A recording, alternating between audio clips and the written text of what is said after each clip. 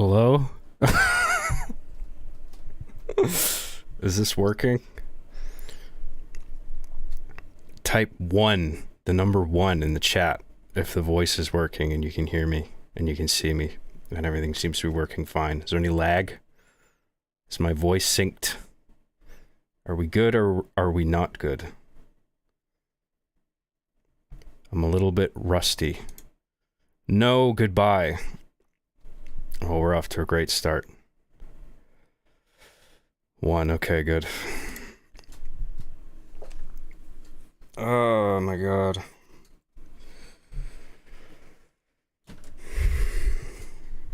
I can never figure out whether to do Streamlabs or YouTube's interface first when I'm starting a thing. Because I thought the way it worked is that YouTube's interface waits for you to start sending a signal from Streamlabs or OBS or whatever. And then that data, once you start a live stream on Streamlabs, that data gets sent to YouTube.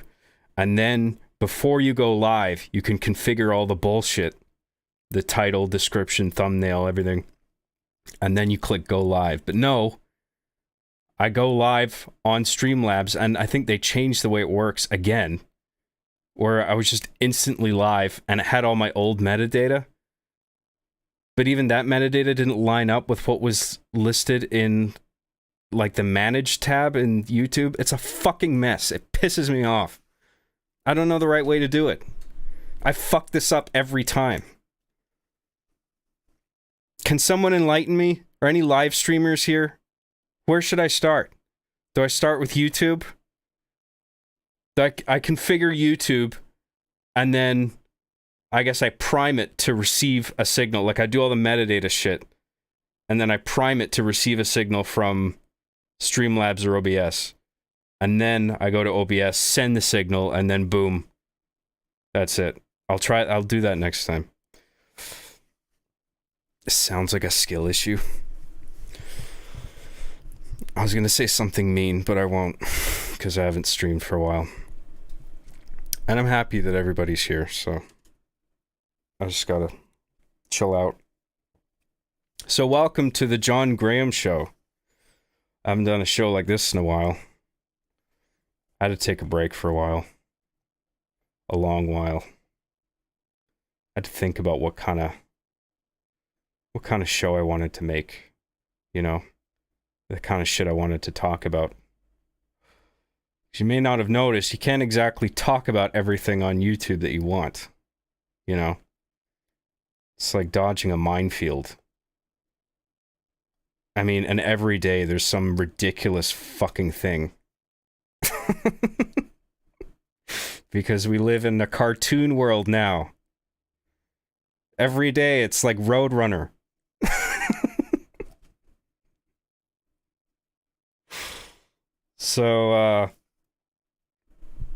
So it's like, what do you talk about live? What do you not talk about live? And I hate fucking censoring myself. So I just thought, you know, I don't even enjoy this anymore.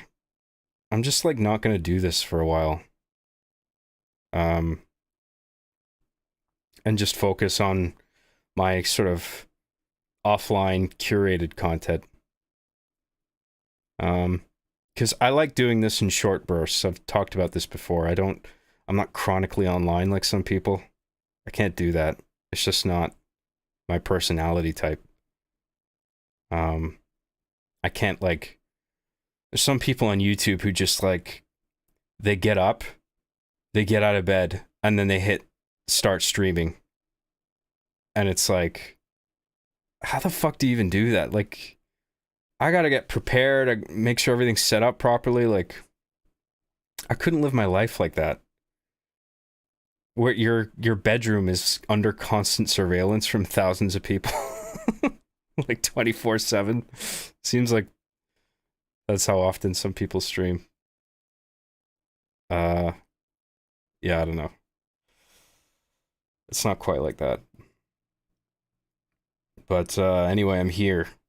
And welcome to the show. I mean, I have an outline of shit to talk about. So sort of like see me after class. Like I've prepared. This isn't just like me coming online and then watching the chats and then mining shit to talk about. That I actually prepared a list of things that I want to talk about. So I hope you'll bear with me. Might be a little slow and rusty here, but I hope you're all just tuning in because you enjoy me talking about whatever, you know? Because I think there's a huge demand nowadays for live streaming content in particular.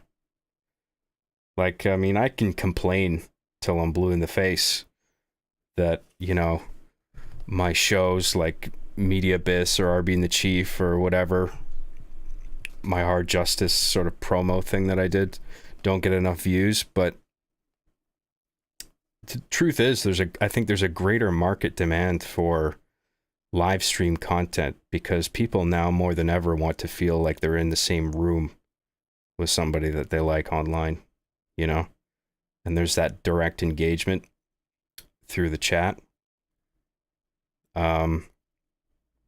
Like, you know that guy XQC? I was on EFAP a while ago talking about him, and I'm not a fan of XQC, but he's right about a couple things. I think he's right about the demand for people wanting that kind of live stream content almost constantly, where it's just like they wake up and it's like, is my favorite streamer streaming yet? Yes. And then they join the room, the server, whatever. And it's like they're in the same room as their best friend, right? They want that dynamic. And technology allows for that sort of thing now. And then but guys like him will take it too far, where like he got in trouble recently for, well, this was like a couple months ago or something, but he streamed like The Dark Knight or something on his on his Twitch channel. And it's like, dude, you can't do that, you know? But I was arguing on the EFAP discussion, like, that's the way he's framing it in his mind, is that he just is having friends over at his house, right? So it's a interesting thing going on where the line between physically being around people and technology, where everybody's remote, is kind of blurring, and people are like SQC are sort of pushing past that, where it's just like, no, we're all in this space together. Let's hang out, do something cool. I'll watch this video that this guy made. I'll put on this blockbuster movie, right? But like, you can't do that. I mean, because you're broadcasting a blockbuster movie to whoever can just jump in for free. Anybody can jump in, right, and watch it for free. So it's obvious, like, licensing issues. So that's an interesting thing. But yeah, that guy, he's one of those guys that streams like every day because he's like contractually obligated.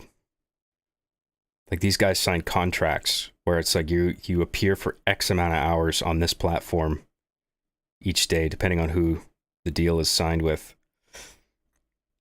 And it's no wonder to me that they eventually resort to playing other people's content. You know, this is a whole thing, like React content, right? And it's no surprise to me that these guys are streaming for hours on end every day. And then eventually, like, it's just day after day, it's like the same amount of hours they have to fill being on camera. And eventually they're going to get tired of talking or playing games or whatever. And it's just like, I'm just going to play a video. And then we'll all watch it together. Right?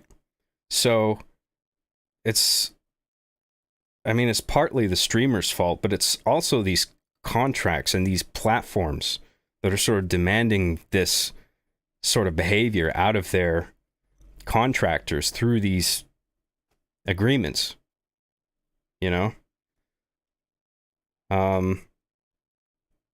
So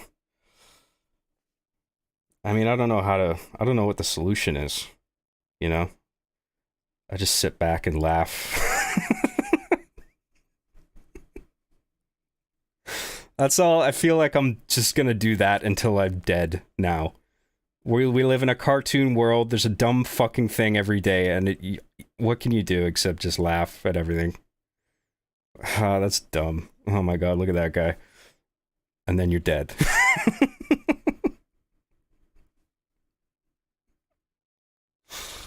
Anyway, welcome to the show. There's no really any structure to this, and that's deliberate because I kind of want to keep this sort of improvised, conversational. I have, like I said, a list of topics, but you know, I'm not going to follow them in order to a T, and I might not get to all of them. But it's just sort of if I'm foggy on what to talk about next, I can sort of glance at this list that I wrote and be like, oh, that's an interesting thing that relates to what I just talked about. Like that XQC thing, I had it on my list, but I wasn't going to get to that until later. Because I have other things to get to. I wanted to get to first, but the conversation just naturally sort of went there. So that's what I want this show to be when I do it. I don't want to do it that often. I can't. It's not. I like doing this once in a while. It's cool interacting with you guys, but like, I can't do the everyday sort of thing, like XQC and Destiny and Hassan and all these types of guys. Like, they stream like every day, don't they? I think. And there's shit that I don't want to talk about politics. You know, there's some big shit happening right now. You know the thing, and I just don't want to go there. I'd rather just keep it gaming and entertainment focused if possible. But before we do that, I have an announcement to make, you guys. Do it every week? No, well, it would depend on like as days go by, I would compile a list of things to talk about, and then when I feel like I have enough, then it's like, okay, I'll do an episode today. You know what I mean? And I don't want to be tied to a schedule.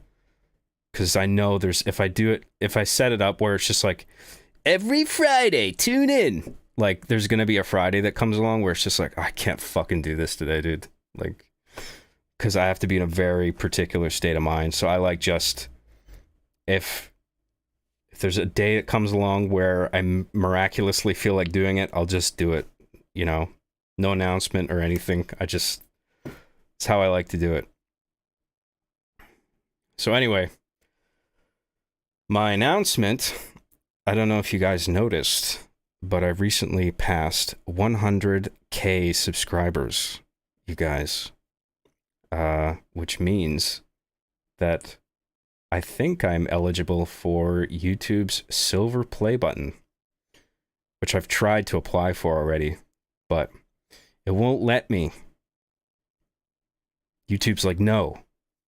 Apparently, it's because the data, I guess whatever database on YouTube's end that governs the distribution of awards, creator awards, is not refreshed with the latest data. I mean, I think the data on my end is up to date. You know, I look at my subscriber count, it's like 100,060 something now. So I'm pretty sure that's the most recent data. And for whatever reason, it hasn't refreshed on YouTube's end in the spot that it needs to in order to say, yes, you're eligible for this. Because you have to do an application thing. I think apparently they might, once the data does update on their end, and they know on their end that I have 100K subscribers, then apparently I get either a notification through YouTube Studio or an email that says, hey, you got 100K, you're eligible for this thing. And then at that point, I know I can go in and do the application process and order the button. And then after that, there's like a screening process where they got to take, I think, at least 10 days or maybe maximum 10 days. I can't remember, to just sort of check out my channel and make sure like everything's fine. And I think it will be. I don't know. They might find a spicy video with a bad word in it. I'm worried about that. But hopefully that goes through fine. And then they'll mail it to me. And then that'll take like, I think it takes like 2 weeks, up to 2 weeks to mail it to your house. And if I get that, then I'll do like a live unboxing of that, because that would be cool. I mean, I have my problems with YouTube, but it's a pretty cool platform. It's a very polished, well-oiled machine. It does a lot. It's kind of a dream, really, because I remember the days where I would watch cable TV, you know, and like, you know, I'd get home from school, and like I live in Canada, so I would watch YTV, youth television, and then 3:30, the game show would be on, I think. And then 4 o'clock was like Dragon Ball Z, and 4:30 was like Spider-Man. And then as the evening went on, you had these more like teenager themed shows, like Breaker High and System Crash, shit like that. But I just wanted the cartoons, really. And but it's like back then you tuned in, you watched TV, and you had to wait for your favorite shit to come on. But now with like the likes of YouTube, it's like on any monitor you want that's hooked up to your computer, or even like a smart TV or anything with a Chromecast plugged into it, you can sort of browse YouTube and cast to it and create a lineup of only things that you want to watch that you're interested in. Like, that's fucking insane that YouTube lets people do that now. I still can't really get over that. Hey, John, watch Reboot back in the day? Of course I watched Reboot, dude. I've seen the whole series. The show's dope. So I got 100K subscribers, and I'm pretty happy about that. Because I think, I mean, I don't know how many of those subscribers are active, but whatever, the number's there. It's still there at the amount that it is, despite YouTube sort of scraping accounts for bots and bullshit accounts or whatever, and then everyone sees their numbers lowered. Like, I got a few, I noticed a bit of a dip in my subscribers, but not that much, really. Because I figured, once, like, when I heard YouTube announcing those things, I'm like, oh shit, like, all my subscribers are going to go away, because I feel like a lot of them are from years ago when I had uploaded originally, like Master Chief Sucks at Halo and stuff like that. And now maybe YouTube is going to deem them as inactive accounts and then just remove them from my tally. But that didn't happen, so I guess a lot of them are still active, or at least authentic, even if users haven't like logged in for a while. I don't know how it works. I'm just talking a bunch of shit. This is just what I think might be going on. But you know, the number is what it is still. 100,060 something. And I think like I started my YouTube channel in 2007, and I didn't upload until 2008, because Master Chief Sucks at Halo, I think, was my first upload. I'd been uploading shit before that, but I don't think I was using YouTube. I was using like you know, other third-party upload services. Like, I don't know if Mediafire was a thing back then, but it was that sort of thing where it was just a temporary storage location, and I'd make cringe Machinima videos with Halo 2. I remember one was called Mercenary. And it was just about a guy who he has to fight a bunch of other guys to get from the Zanzibar beach to the inner base on the other side of the map. And shit like that, you know, I would upload. And then I started my YouTube channel, and then I thought, even back then, I was like, oh, YouTube's pretty cool. Like, it was a lot of pet videos and bullshit like that. But I thought that was sweet. It's like, oh, people can upload any stupid shit that they think is funny. But it's like, what if people made like if I wrote a thing and edited it like a little movie, you know, and then I'll upload that. And so that was Master Chief Sucks at Halo. And that got like 10 million views. But I deleted the original upload of it because I'm a fucking idiot. Because that was around... It was around the time where like Machinima went down, and then I was trying to restart my channel. And at the time I deleted it, I was worried that it was going to be like a copyright violation or something. Like, I didn't want to get in trouble. And so I removed it, and I fucking shouldn't have. But whatever, the thing is done. I mean, it's re-uploaded now, but all those views are gone, you know? The 10 million views. I mean, I still... It makes me angry thinking about how fucking dumb a decision that was. But I was just worried. I didn't want to get in any shit. Because back then you weren't, like, when I first uploaded it, there weren't any, like, copyright claims or whatever. But then when I started, and a little before I started up my YouTube channel back up again, then all of a sudden, like, copyright claims were being dished out. Because YouTube was under fire from a lot of companies saying, like, you got to do something about this. Like, people are just uploading whatever they want. They can't do that. It's got all this copyrighted music and stuff. And yeah, I didn't want to lose my channel because I had lost enough already. You know what I mean? Like, through the Machinima thing. Like, all of that went down. And then I felt at the time that my channel was in jeopardy having that, like, original upload with the copyrighted material on it. And so I ended up re-uploading it anyway, because the way YouTube works, I figured out that it works is that somebody can file a claim, and then, I mean, it's fucking stupid. Cause like, you can like put a lot of work editing something, and so you personally put a lot of work into a video, and then if it has one track in it for like one scene, if one scene has a background track or something like that that isn't yours, and YouTube detects it as part of their content ID system, then you get no ad revenue, but that person who made the claim for that one thing gets ad revenue. And it's like, I get nothing for all the editing? Like, how the fuck? Of course, YouTube probably gets their cut, because like they'll put ads on it anyway.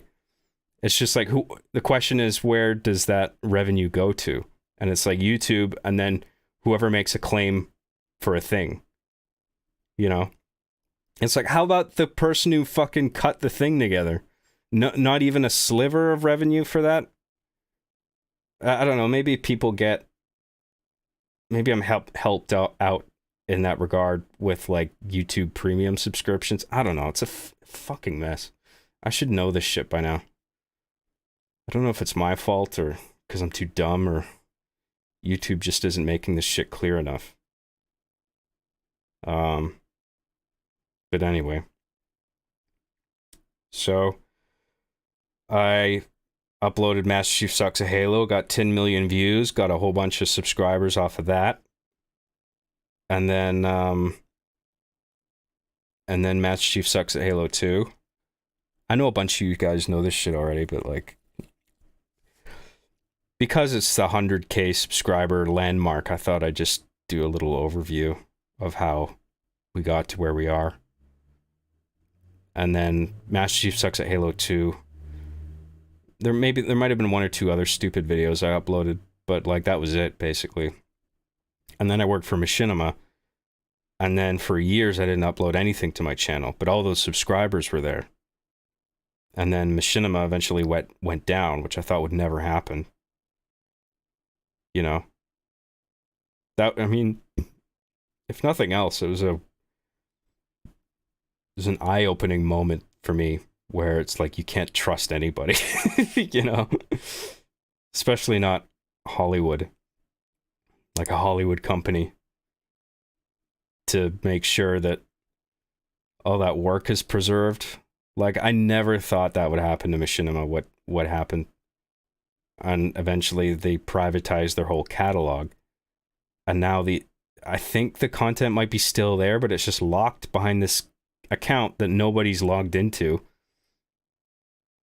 You can still go to the account page, Machinima on YouTube, but it's like there's no video tab. And it just, you can read in my description, it's like, tune in to machinima.com for hit shows such as Army and the Chief and Deus Ex Machina and other cringe shit I used to make back in the day. But no videos. And so when I picked my channel back up, it's like, okay, I'll pick up from where I left off, you know? And so I think when I picked it back up, I was probably at around 70-something thousand subscribers. And then, because I think while the original Master Chief Sucks at Halo video was still up, like, that was still there for people to find, and then people would, like, subscribe to my channel across that time. So I think, even though I wasn't uploading to that channel for a long time, I think it was still collecting subscribers very occasionally. And then after Machinima went down and I started to rebuild my own channel, it was like 70K, something around there, maybe. And then I built it up since then. So I've gotten like 20, 30,000 subscribers over the past 8 years or something. However long season 8 took to make. Which is embarrassing, but it's done now. And I'm really happy with the work. So, and then obviously, like, everybody on Patreon and YouTube memberships have been a huge help, just like keeping me afloat and making shit and helping me build my channel to the point now where I have 100K. So, thank you, everybody. Thanks a lot. I'm quite happy making these videos. And so I hope you've enjoyed them, and I really appreciate all the viewership, the support, the emails, the comments, even the ones that are critiquing my work. I still find value in that. I mean, of course, I love constructive feedback. If you're just calling me a FAG, it's like, whatever, dude. Like, what am I supposed to do with that? Why do I care? You know, where you think I'm a whatever slur, that's fine. But like, if you actually are like, I didn't like this video because of this and this, here's where you could improve. Like, I love that stuff. I mean, it's kind of painful, but like, I like it. I like having it because it helps me. It has helped me improve. And that's been true since the beginning, you know. Even making my super cringe shit with Halo 2. It's like, oh, you could have done this better, you could have done that better. But I'm really appreciative of it all. And, what else? So I wanted to thank a few users on YouTube that sort of helped me out. And they like either like just giving me encouragement or inviting me on their show, you know, their podcast, to sort of help spread awareness of the fact that I wasn't actually dead. Because that seems to be what a lot of people think. Like, dude, I thought you were dead. Well, just because I'm not on YouTube, I'm dead. No online presence equals dead. I must have been in a car crash. It's so dumb, right?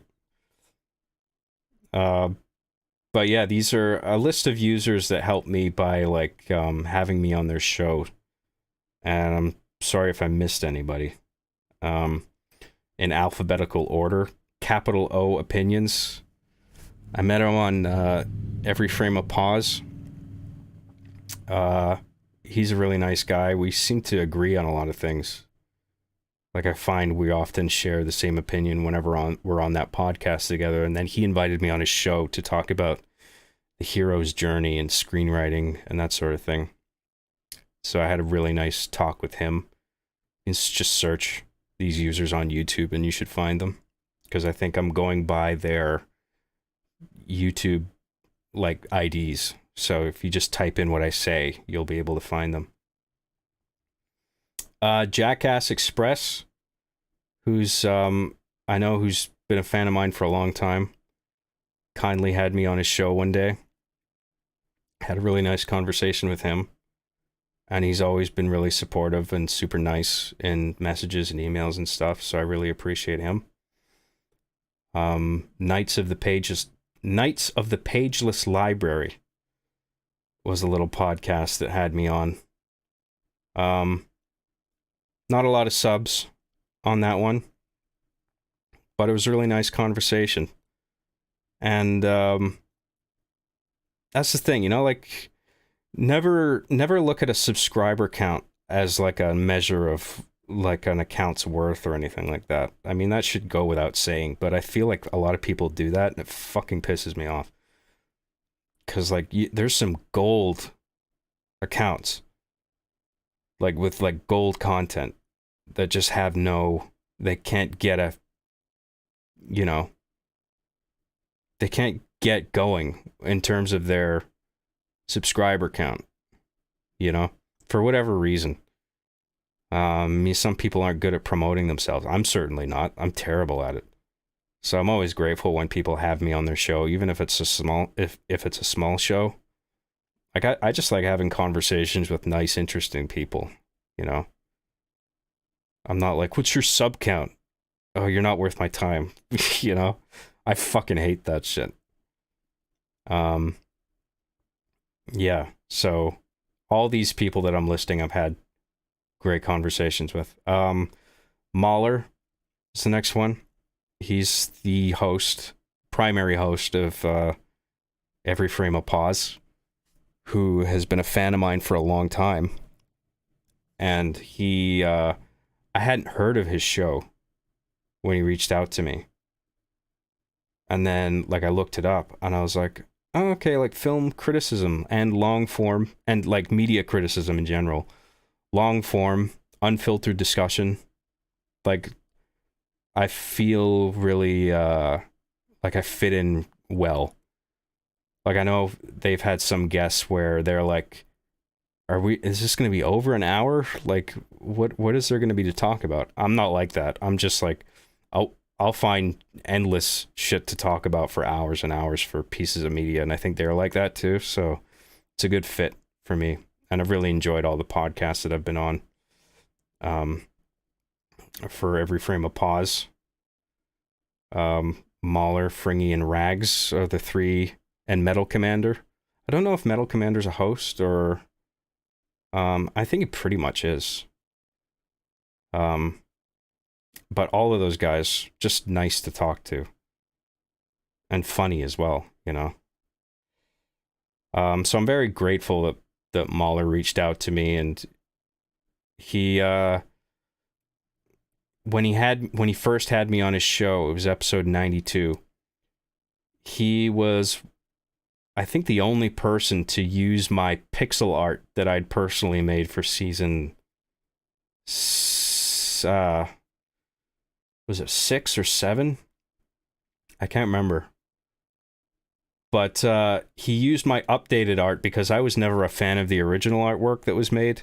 The typical Arby and the Chief logo that you see if you Google it, where it's just like the font is weird and cartoony, the colors are wrong. It's got this big, like, sort of oval behind the text, and the images are sort of like stock images of the characters from the games rather than like pixel art or pictures of the toys or anything. So that original artwork always kind of bugged me. And so I did my own pixel art, and then Mahler used that as on the thumbnail for the episode that I first appeared in. And I really appreciated that, because he he was clearly familiar with my work to do that. And just making me feel like my work was worthwhile, and just really interested in my whole process, and basically let me guide the whole conversation, because I feel like I was best suited for that, because I knew, like, I did this season and this season and this thing happened and it was bullshit, and then this and this. So like I knew the whole timeline. So I felt like I was able to just drive most of it, and he let me do that, no problem. And it was a great conversation, and I've had numerous great conversations with him following that. So thank you to Mahler and those guys. Moist Critical had me on his show. I mean, these guys that I'm listing, some of them are small channels, some of them are not. Some of them are very big. Like millions big, millions of subs. Moist Critical is probably the biggest on here. So he doesn't need my help. You know what I mean? Like, he's popular enough, but I'm just grateful to him anyway. Him and his, they call themselves collectively Jack, and the C is for Charlie, and then the other letters are for the other hosts. It's like Kaya and I feel bad. I can't remember I can't remember all their names. But that was a cool conversation. And it was cool being on like such a big platform. I think a friend of theirs had reached out to me over Twitter. It was just like, I can get you on the show if you want. I'm like, is this a troll? Like, I thought it was bullshit. And I was like, can I get like a more formal email or something so I know this is official? And I got it. I was like, oh, sweet. Okay. I think it was an email. I can't remember. But yeah, I got on the show, and it was just nice to talk about stuff. Even though that conversation wasn't really about the show, it was just really about Machinima, but that's okay. I don't mind talking about Machinima. I just don't really have too much to say about it, other than it pisses me off. The way it was all handled, the way it all spectacularly fucking exploded in the end. But like, for the most part, like I've said numerous times, like I was always remote, you know? I was living in Vancouver, Canada, and I would edit videos and send them to their Los Angeles location. So I was barely over there. So I didn't really have insider knowledge as to the goings on. Like, I didn't even attend company meetings because they weren't on Zoom or anything. Like, I was just a remote content creator.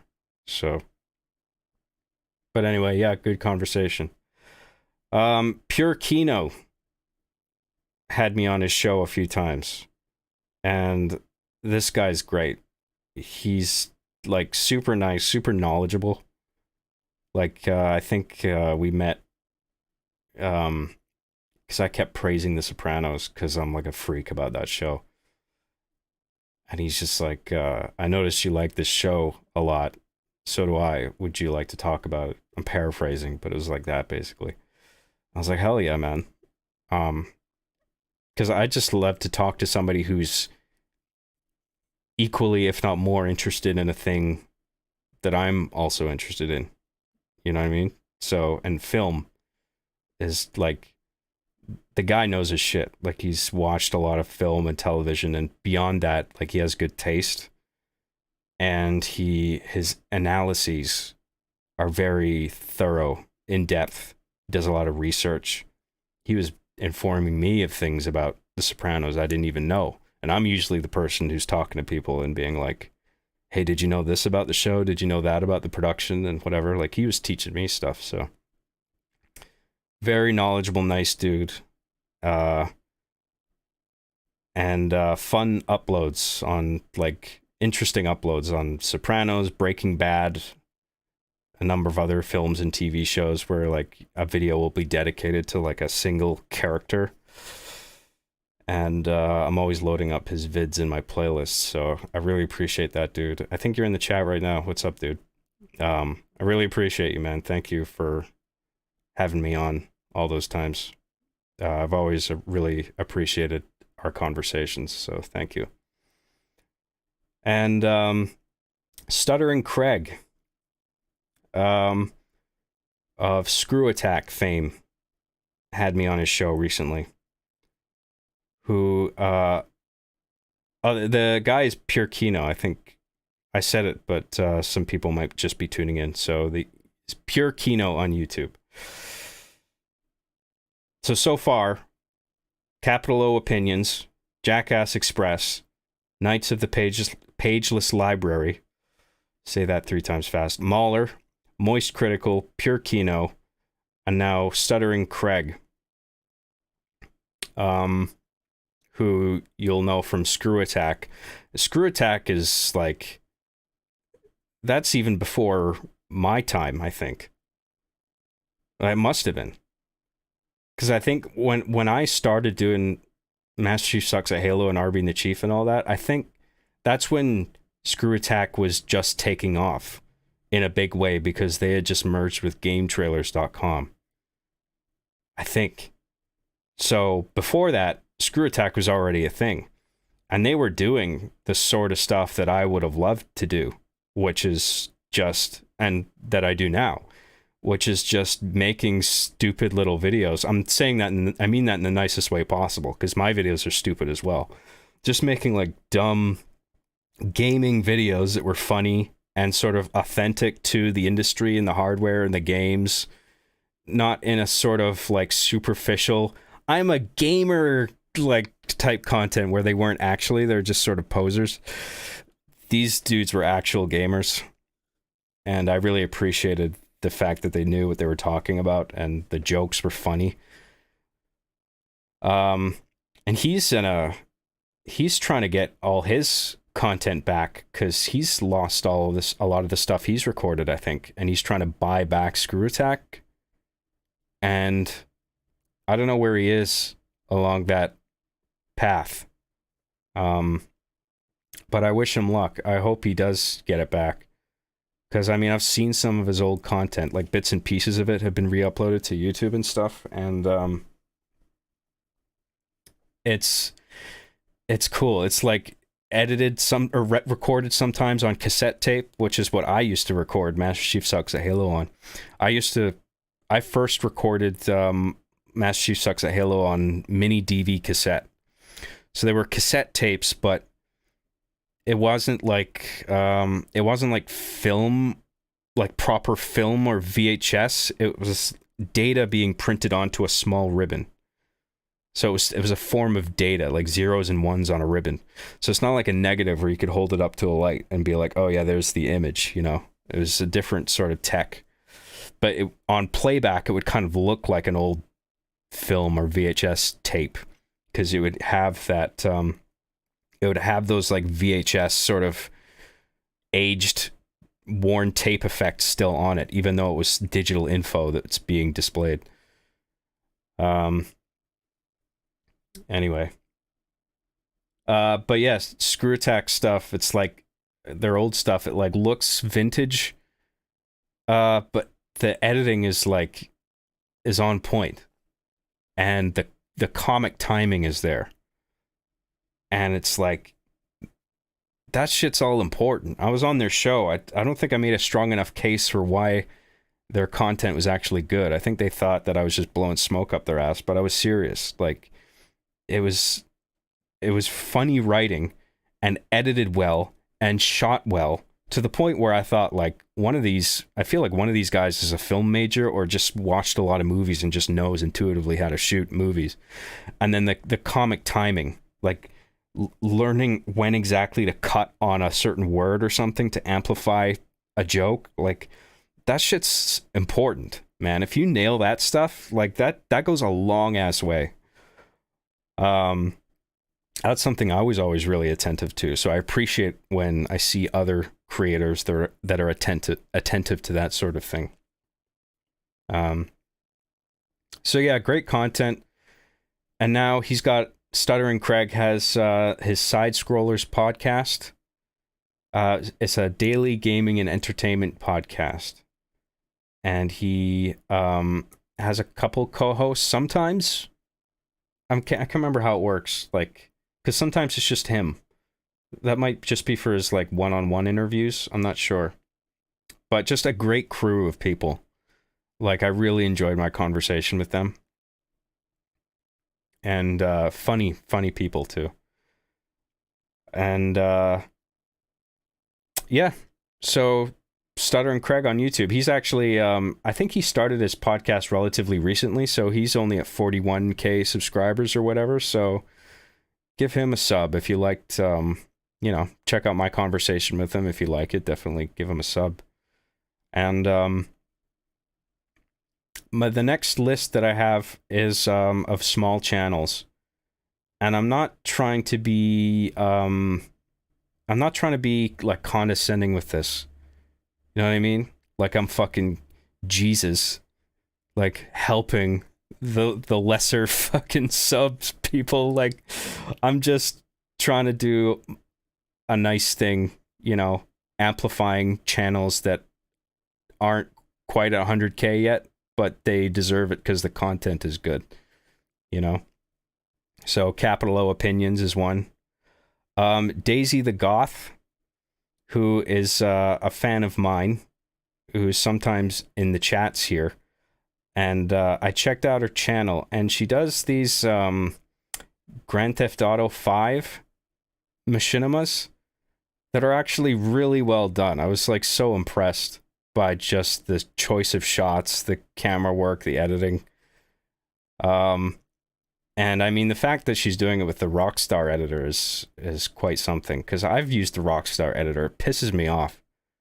I've tried making movies with that. I lost patience with it, because like you have a very small radius to work within around the player or the vehicle that you're driving, where you can actually move the camera. And so you can't let the camera hang back while your car drives like way off.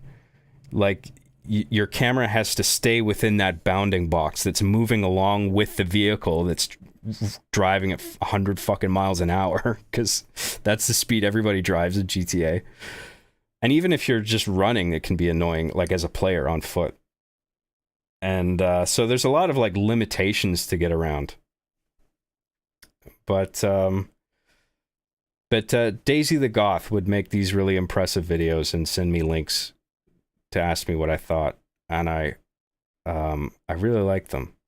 There's a lot of talent there, an amount that I don't often see. I mean, there's a lot of Machinima channels, but there's tons of Machinima channels out there. But that was one of the few that actually impressed me in its execution. So that's a channel that's worth checking out.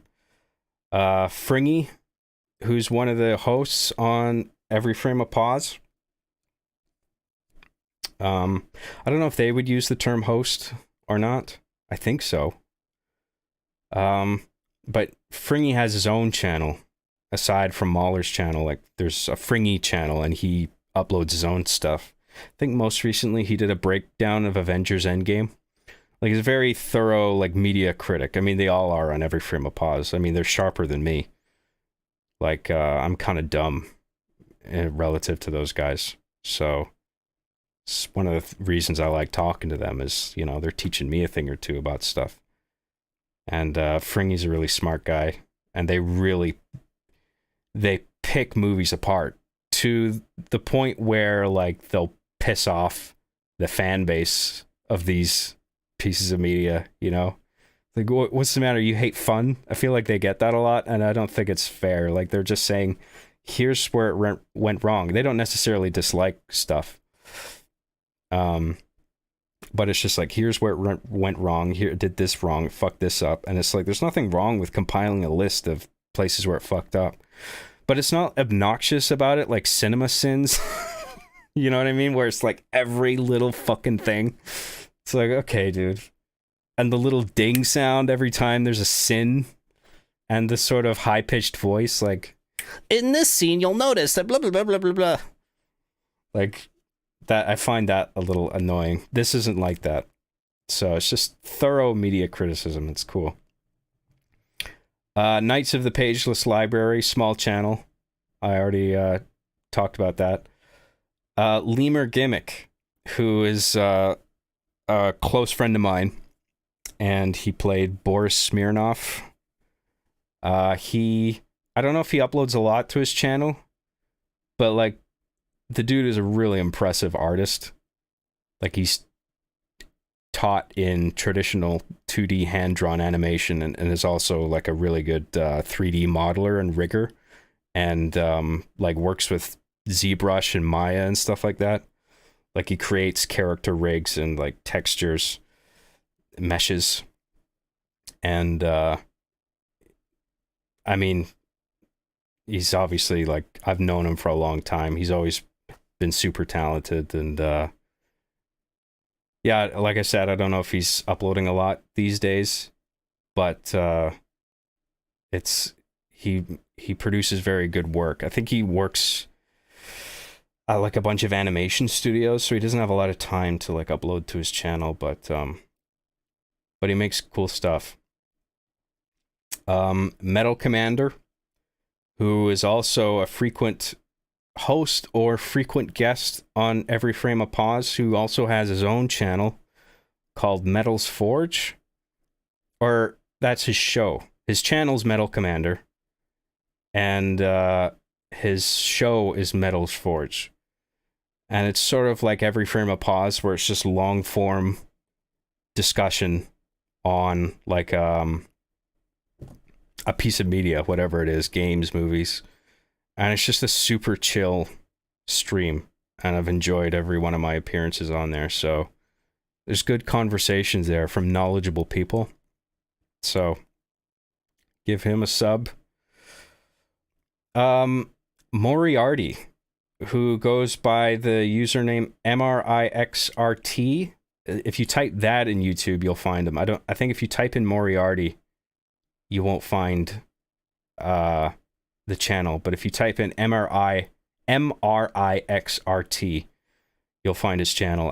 He's another guy I met on Every Frame a Pause, and this guy does like video essays, and he recently did like a huge ass like history of video games thing that's like 12 hours long. I still haven't gotten through it, but I've watched a little bit of it, and it's pretty impressively put together. It's just a great like capsule of like, I want to say time capsule, but it's so broad in its time scope. Like it goes all the way from, and it's a complete history, right? So it'll be like Atari in the 70s all the way up to now. And I think it's like separated year by year of like all the tentpole games that came out each year. And it's like 12 hours long. I can't remember if I said that. It's just insane length. So he works really hard on his stuff. I appreciate his content. And then Pure Kino, give him a sub. I talked about him already. Side Scrollers, talked about him. That's Craig's channel. And then the Sitch and Adam Show, who are a couple of guys that's more political content. It's not really an entertainment podcast, so might not be everybody's cup of tea. But I really like their takes. And I like they'll do like these long streams where they dissect debates and stuff. And I find those really informative. And they're just both smart, thoughtful guys who will have interesting guests on. And yeah, I've been watching those guys for a few years now. And then I went on Every Frame a Pause, and I found out that they sometimes go on Every Frame a Pause, and I had a chance to talk to them briefly a little while ago. That was really nice. And so, yeah.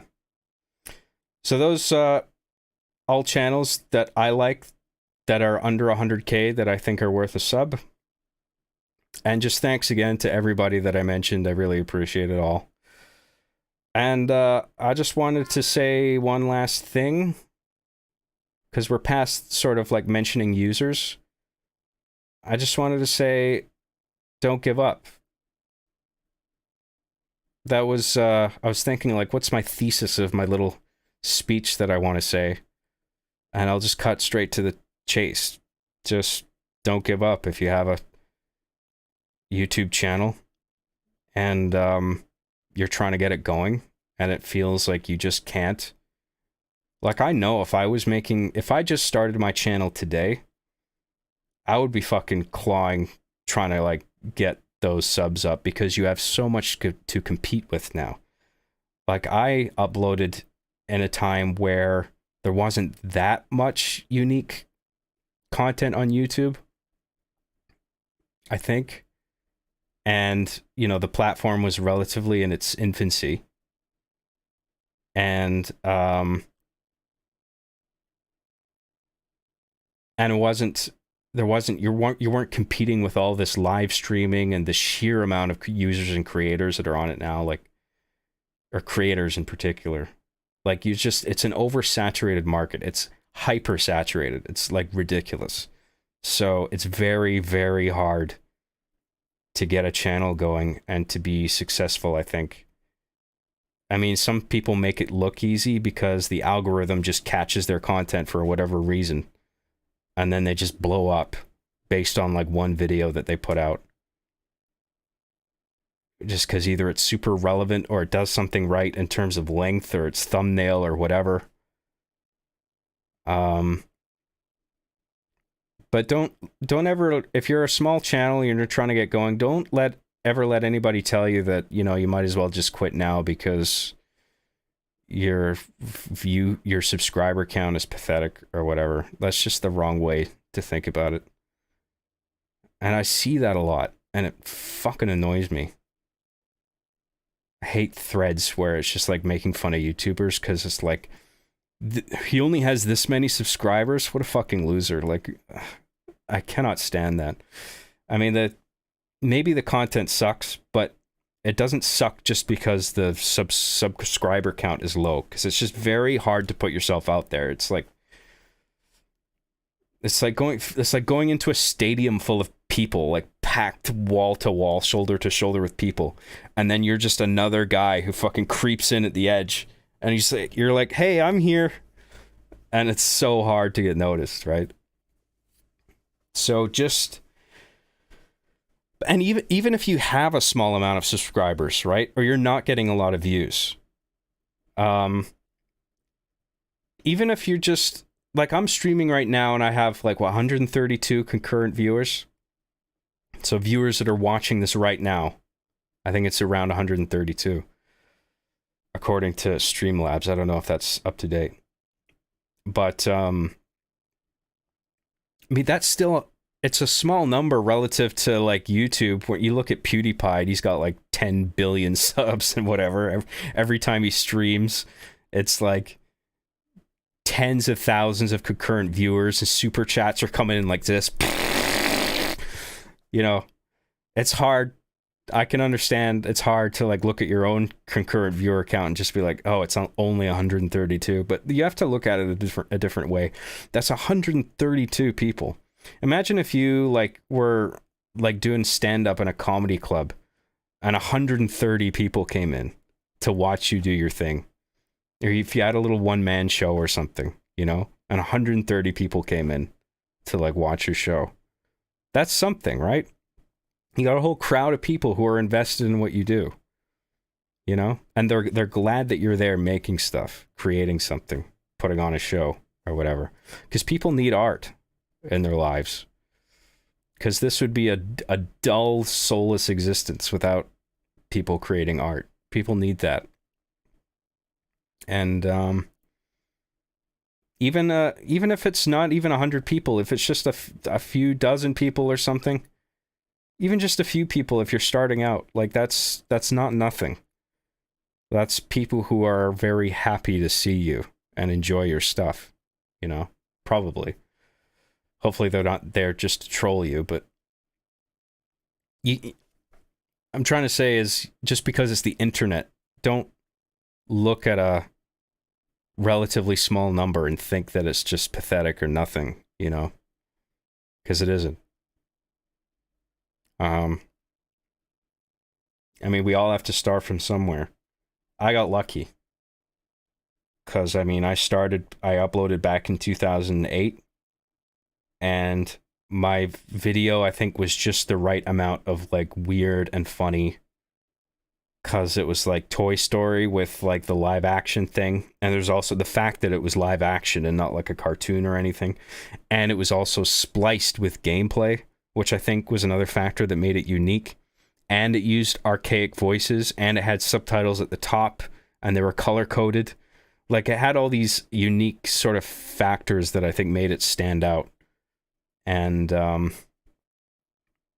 mean, it wasn't all luck, but I did benefit from just the platform being in its infancy at that time, you know.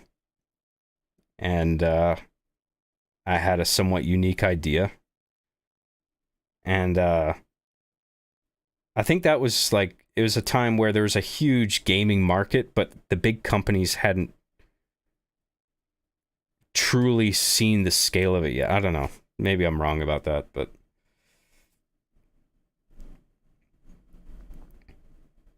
sorry, I'm just thinking.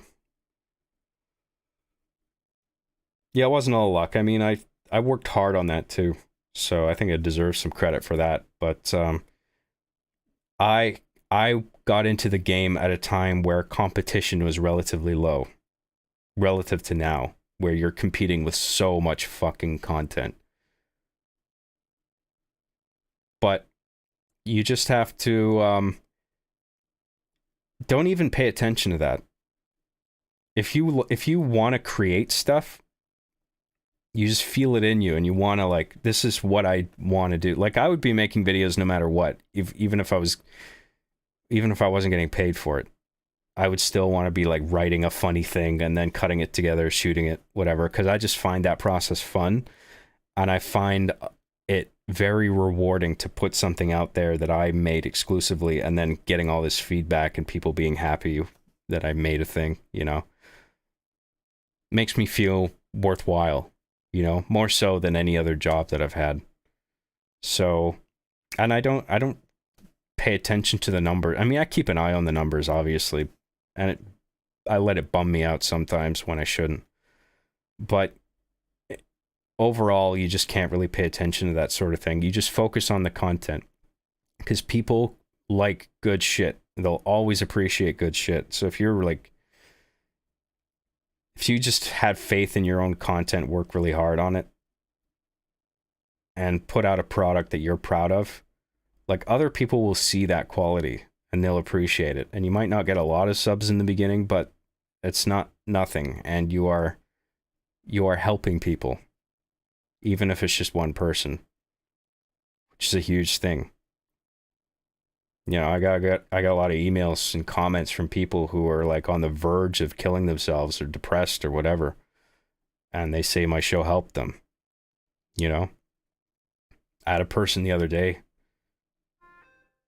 send me a message saying his brother just died, and before his death, they had bonded over my show.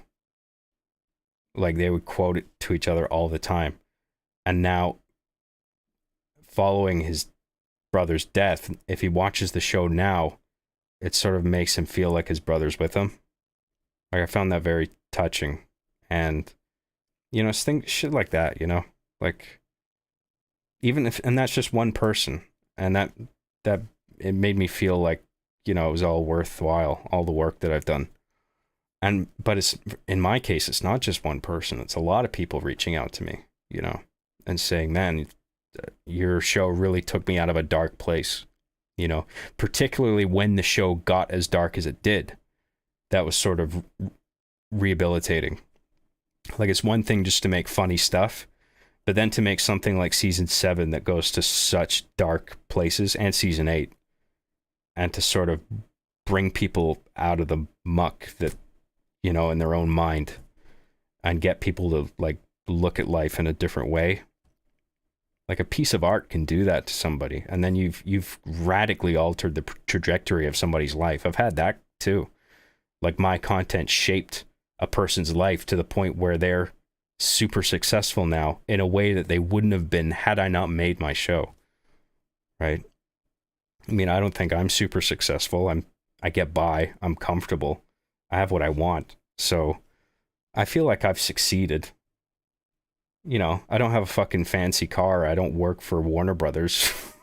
But like, I don't really give a shit. You know, I used to. But now it's just, I think that's based on a skewed vision of success. You know, I think if you're like, I make my own shit, I put it out there. There's no middleman. I don't belong to a network or anything. I don't need one. And then I pull in enough money to like get a new video game or a movie or a piece of hardware, upgrade my computer, and I'm quite happy. You know what I mean? I got a car. It's a 2004 Toyota, but you know, like, it gets me from A to B. I don't need a fucking Ferrari. Who gives a shit? I'm happy. You know, I used to not be. I used to like be depressed because I was like, I remember when I was 24 and I was just like, I'm still making Arby and the Chief. This is fucking pathetic. Like, I should have moved on to something better now. But I know now that I had moved on to something better, I wouldn't be as happy as I am now. Just because I don't like the film industry. I think it sucks. So I'm quite happy to like be making film, but also like be outside of the industry where I'm just doing my own thing on YouTube. Because it isn't like the old days where you had to fucking... This isn't the 1930s anymore, you know? Where you had to be in the Hollywood machine in order to like be a script writer or have a camera to work with. Like everybody has the means to make something cool at home, just with consumer products. And just remember that if you want to make shit. I mean, the tools are out there. You can get them. They're not that expensive. You can make a show with fucking popsicle stick men, you know, like puppets. I made a show with toys, you know? It just takes a bit of imagination because it's all in the writing. Almost all of it is in the writing. Everything else is just following a recipe until you end up with a audio video product at the end of it. You know what I mean? But the real work is the screenplay, and that doesn't cost anything to do that shit. I mean, other than your time, and it can be emotionally and taxing on your energy and your time, obviously. I think I said that. But like, I remember like writing episodes of season 7 of Arby and the Chief where I'd just be, I mean, any episode really, but season 7 in particular, I remember was a slog to get through because it's like, not only was it such depressing material, but like just trying to work out that entire story from beginning to end before I even started shooting. And then just sitting there for hours and hours at like in cafes at a table. Like I'd be there at least 5 hours. It felt like almost every day working on a script. And it's just very isolating because like I wasn't with anybody else. It was just me alone. Day after day, going to a place to write and then going back home to edit. And not everybody can do that, you know. But I taught myself to cope with that. And I also think I'm sort of just that kind of person fundamentally, where I like being alone a lot of the time. So it kind of worked for me, but it was also depressing. Like, it was sort of a tough thing to get through, but I'm glad I stuck with it and season 7's made. I mean, that's one of my favorite pieces of work that I've made. I think there's a lot of value in it. There's a lot of interesting ideas. And I like that I took the medium seriously, you know? Just because it was Machinima doesn't mean that it has to be, like, dumb. You know what I mean? Like, I don't know, just like a bunch of silly gags and stuff. Like, my approach was just like, how serious can I get people to take this show about toys and video game footage? Like, how far can I take that? Like, if I make it about this and this. Like these deep psychological things.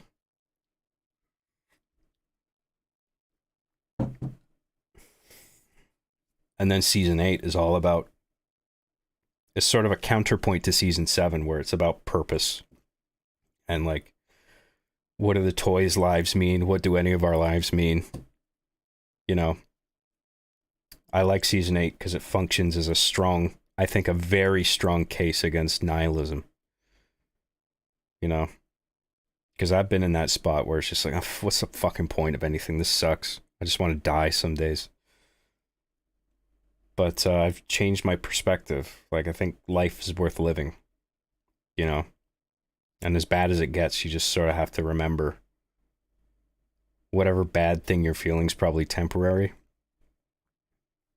And there's a lot in life to be grateful for. I mean, it's not easy for everybody to say. There's some people who are caught in horrendous situations, you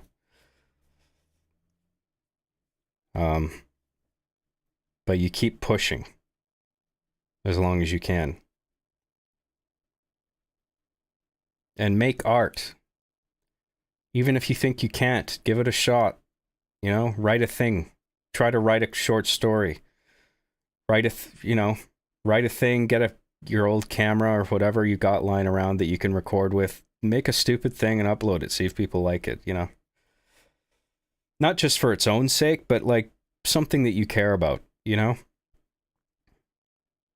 I often recommend that to people whenever I remember to. It's just like, have you tried creative writing or making a thing before?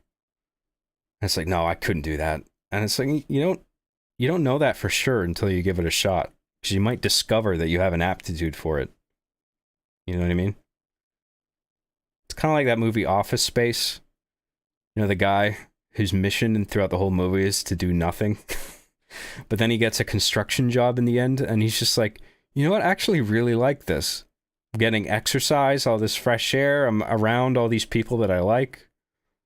You know, life is good. Getting paid well. Do your hours, go home, relax. Because sitting at home doing nothing constantly that gets boring.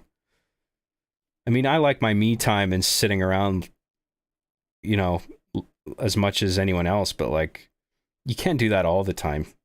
I mean, my downtime, I'm usually just writing. I've got like my phone or my laptop open and I'm brainstorming ideas, and that's sort of like my time off.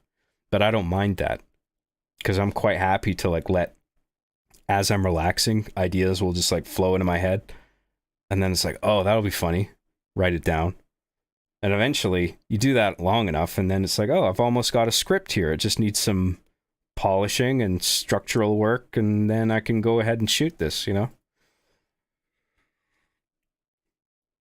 It's not for everybody, but you don't know until you try, is my point. There's a lot of super chats coming in, and I really appreciate all of them, but I don't really want to get to them yet until I've talked about some things I have written down here. I hope that's okay. Maybe I should just address the super chats that are here so far and then go back to my talking points. What do you guys think? Do you think I should do it that way, where just like alternate between my topics and then super chats, rest of the topics, super chats, more topics? I don't know the best way, because I think some people, like, they leave a chat and then it's like they're not going to be able to stay the whole length to see their chat addressed at the end of the stream, but they could always watch it later, you know?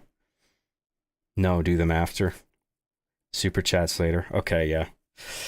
So I really appreciate all the super chats coming in, and it's like a lot coming in, so thank you. But like, there's some stuff that's happened that I think is funny in the gamer world. So that sort of wraps up my whole 100K subscribers bit, where I thank people and talk about not giving up and all that inspirational horse shit. So I hope that was cool and people like that. So I thought we go over some fun gaming news stuff. I hope that sounds cool. Did you guys hear about the big news today? Microsoft's big $69 billion acquisition of Activision, Blizzard, and King, which is like Candy Crush and shit like that. So I'm not that happy about it, to be honest. Are people happy about it? Because, I mean, if you have an Xbox Series X and it means that all this shit is now going to be on Game Pass, I guess that's pretty sweet. But, like, this reminds me of Disney, where it's just, like, collecting all these studios where they own fucking everything. And then all these franchises get ruined with all this dog shit content. It's not all terrible, but, like, Disney's not in a great place right now. I don't know how they're doing in terms of revenue and subscribers, but like I've seen some of the shows or a lot of bits and pieces of a lot of the shows they're putting out, and it's just like, ugh, this is weak, you know? So I don't know. I feel like Microsoft isn't going to manage this well. Maybe I'm wrong. But I just don't like one company owning all these, like a shitload of other companies, and not just like small companies, but like huge companies like Activision and Blizzard. I thought Blizzard would buy Microsoft sooner than Microsoft would buy Blizzard, you know what I mean? But I guess because I just thought Blizzard was making money hand over fucking fist. But I guess it makes sense that Microsoft would have more, what do you call it, net wealth, I guess, like based on the sheer amount of products that they have, like Windows. I mean, that's a huge, never mind gaming, like Windows alone is a huge cash cow for them, probably. I don't know. I do read the chat, just I don't want to be too distracted by it. Am I missing something? I just play old shit now. Yeah, like I'm usually, most of the time I fire up Tetris. Like Tetris 99 or Tetris Effect. Cause it's just like, no, it's just like boot it up and play it quickly, jump in, no fucking around with anything. You know? It's just like fast, fun gameplay, and then, you know, I do like 5 minutes and then I put it down just to scratch that sort of gaming itch. Very often I don't like sit down and properly play something for like long periods of time. Certain games I will. Like Resident Evil 4, the remake. That's easily my game of the year. I fucking love that game. I want to stream it too. I want to do a stream of that game soon. Thought I'd do this first. I said I'd stream Resident Evil 4 ages ago. I never got around to it. Just got distracted with whatever. Sorry about that. It happens. But I do really want to stream it. So I might do that soon. I don't know what day yet though. It'll be a surprise. It'll sneak up on you. John streaming. A little stealth stream. I played I liked Cyberpunk. I played that at launch and I thought it was good. Everyone was like, "Oh, what a pile of fucking garbage this game is," like with all the glitches and stuff. I didn't even notice it that much. Like I saw a few things where it's just like, "Oh, that guy's cell phone he's holding duplicated and now the duplicate's like floating in the air." Like little shit like that. I'm like, who fucking gives a shit? I mean, it is kind of sucks you out of it, and it shouldn't be there. I mean, it does have problems. Like a lot of the animations for like characters are similar.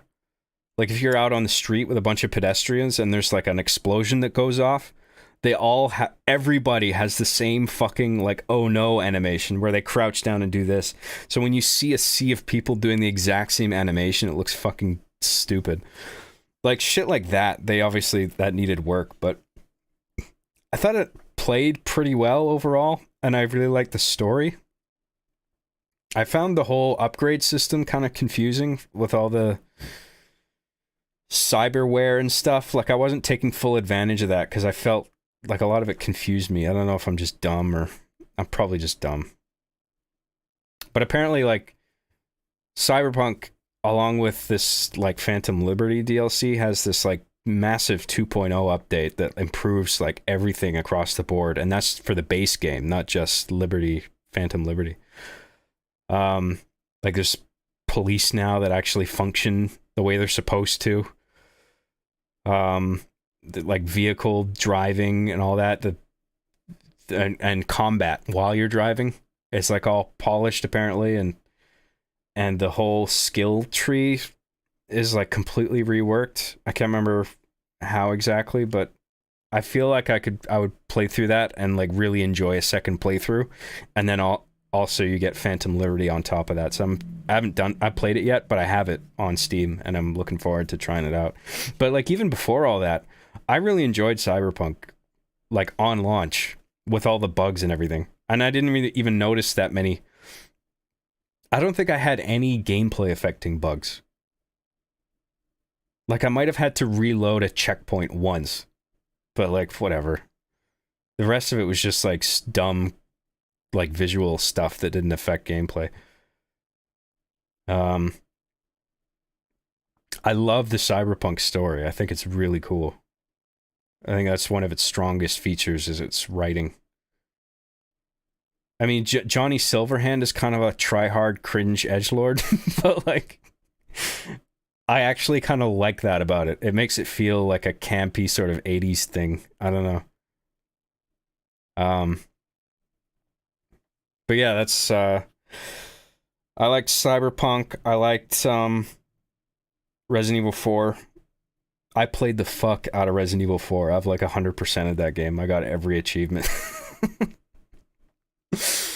I haven't played, actually that's not true anymore because Separate Ways just came out. That's like the Ada side quest thing. I've started that. I haven't finished it yet. But yeah, there's a new set of achievements that came out alongside that DLC. So I gotta get all those now.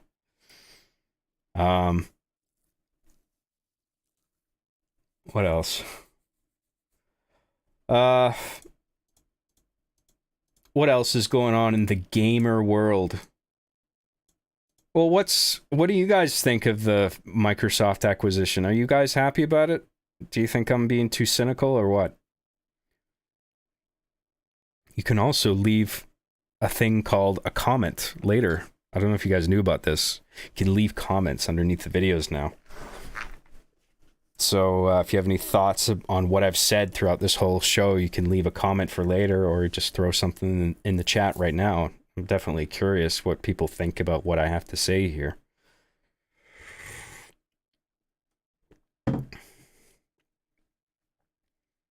Nope. So does that mean you're not happy about it? I can't remember exactly what I asked. Oops.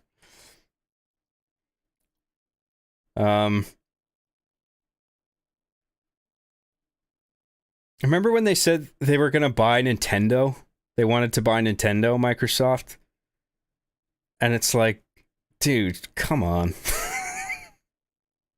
Like, Nintendo probably laughed their asses off at that. Kind of reminds me of The Godfather, where, like, Michael Corleone wants to move to Vegas, and so he goes to Mo Green and his casinos, and he's like, I want to buy you out. Mo's like, you buy me out? No, I buy you out. You know, sort of like that. Where it's just like, are you fucking kidding me? Like, Nintendo has its problems, but they are a fucking good developer.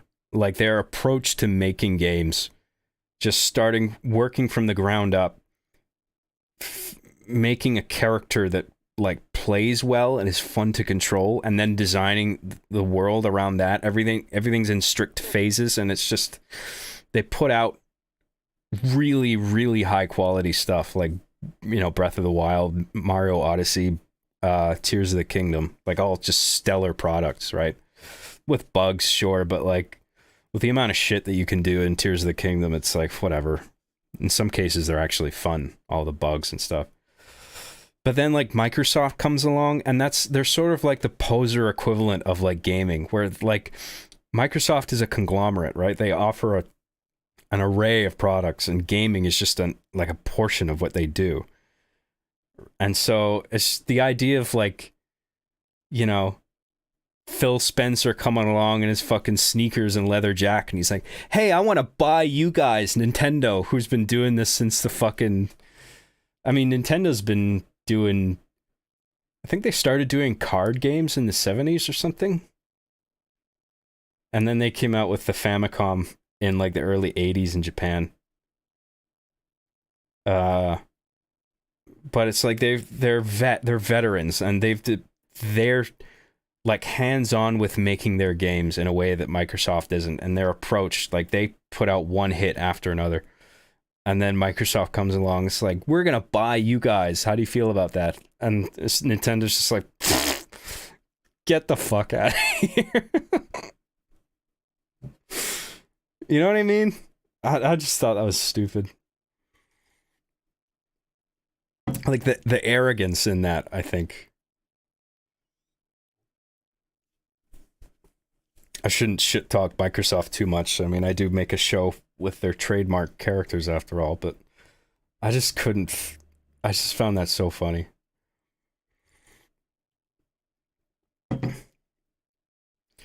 To be fair, Phil Spencer is the reason why Xbox is still around, and otherwise Microsoft would have canned that shit, so I'll give him a bit of props. Yeah, that's true.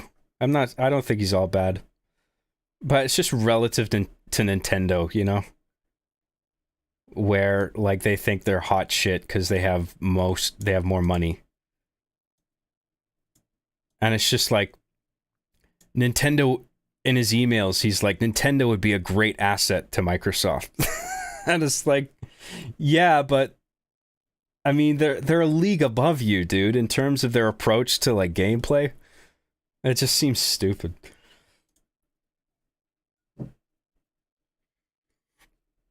It's like me going up to Martin Scorsese and be like, hey, I want you to be part of my video making network where, you know, you work for me, and then we, you know, I'll put out the next Darby and the Chief, and then after that you can put out Killers of the Flower Moon. It'll all be on my channel. It's like Marty would be like, fuck off, dude. It's like, you and me, we're both filmmakers. We get it, you know? Like, I'm not a real fucking filmmaker. Not like, I mean, I understand theory. I know how to shoot a movie. But, like, I'm not... Being a real director is a whole thing. Like, being on set and knowing how to manage people, manage the emotions of actors and stuff constantly, and just being total on the ball on top of every single department constantly. Like, that's a skill on its own, you know?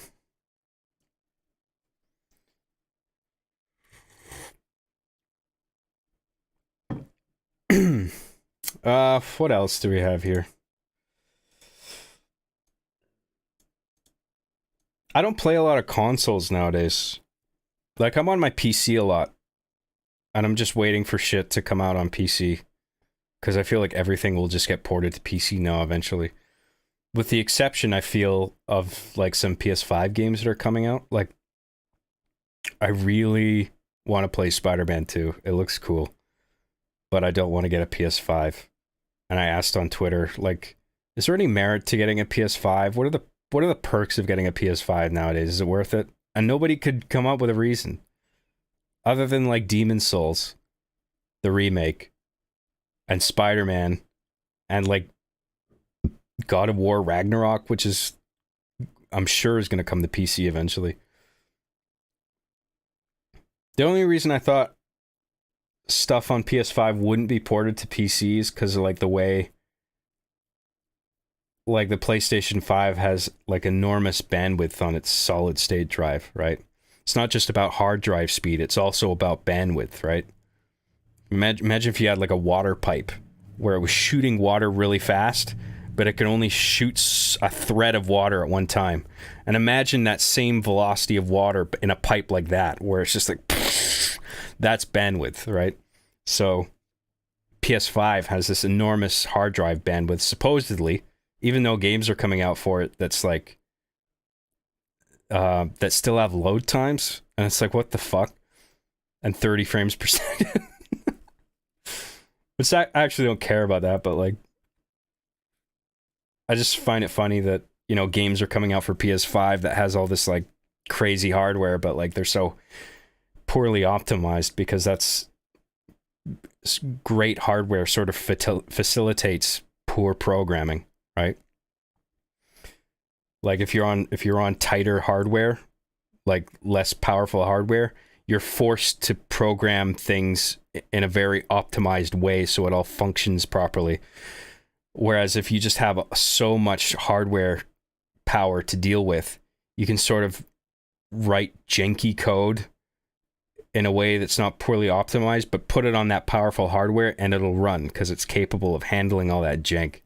So it sort of lets a lot of undisciplined developers sort of get away with releasing dog shit. But anyway, like, I feel like some games, at least some games, aren't going to be released on PC from being PS5 exclusives eventually because of the way they uniquely take advantage of the PlayStation 5's SSD bandwidth. Because, like, one of the core mechanics of Spider-Man 2 is letting you seamlessly switch from Miles and Peter wherever they are in the city. And it could be like a random location, like could be on the other side of the map or like on another section of the map. Like one could be in Queens, one can be in Brooklyn. I think those are the two like sections. And it's just like seamlessly, the camera like swoops out instantly and goes to the other character and then back. And I feel like I thought that you could only do that on PS5. But apparently, like on PlayStation or PC releases, they have this direct storage technology now that sort of mimics what the PS5 does in those terms. Where something about allowing like compressed data for like the next part of a level that needs to be loaded or whatever, that gets it gets like pushed past the CPU and passed entirely to the GPU, which might not have to like, or maybe it's uncompressed data and it's all that load is just put on the GPU solely, and that somehow allows for these like instantaneous transitions between one section of a game and another, sort of like Ratchet and Clank: A Rift Apart. One of its core mechanics is sort of jumping between worlds seamlessly without load times. So I'm wondering, will I ever see Spider-Man 2 for PC? You know? And maybe I'll just have to like get a PS5 on sale one day. I mean, I'm certainly not buying it now because it's like fucking $500 at least, $600 at least, just to play like one game and maybe Demon's Souls. Like fuck that. I mean, Demon's Souls, I don't know if that's ever coming to PC, but yeah, I mean, Demon's Souls, the remake, has been on PS5 for like how many years now? And it's still not on PC? I thought it was going to be like a year. Or for PS4, I thought like PS4 would get games that were exclusive and then a year later it would be on PC. And apparently that's been very profitable for Sony, so I don't think they're going to stop doing that anytime soon. But now like PS5 takes advantage of the PlayStation, the games for it take advantage of its unique technology in a way that you can't easily port it to like PC. So I don't want to have to wait for Spider-Man 2. Is there any reason to get a PS5? Do you guys have one?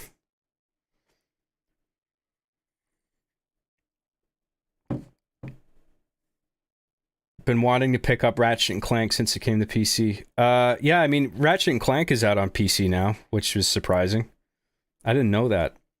So it gives me some hope, you know, for games that take advantage of the PS5's unique hardware to be eventually ported to PC. But I don't know, I guess even though it's profitable for Sony to port games onto PC eventually, I guess maybe there's some exclusives that they just don't want to let go of, like Demon's Souls and probably Spider-Man 2, because that's like their big enchilada right now. There's no reason to get PS5. Oh, there you go. A very expensive paperweight. Yeah, I kind of suspected this. I'd rather just stick with my gaming PC and then just upgrade components as I need to. I mean, the Steam Deck is an exception because I love playing that thing on a couch or in bed, and not having to sit in my gamer chair if I don't want to play like a new PC game that I get.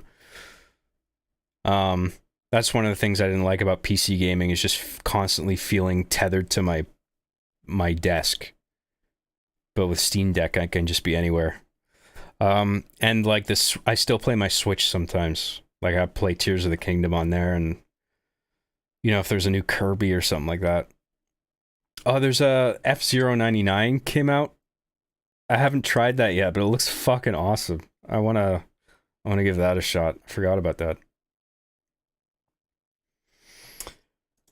What else? Oh, they're remastering Super Mario RPG. And it looks okay, but like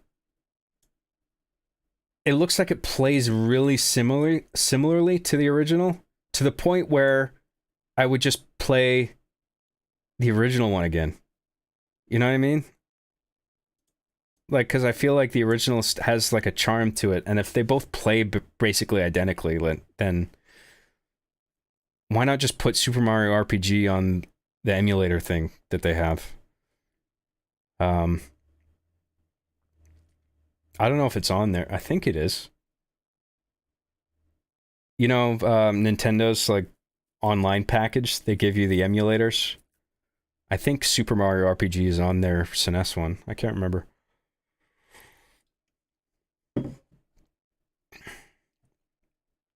Sorry, John, gotta head to work. I'll never give up on creating beauty and fun.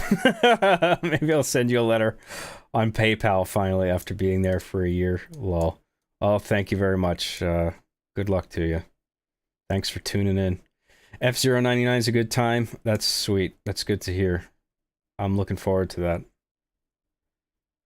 Steam Deck's really good. Yeah, I love my Steam Deck.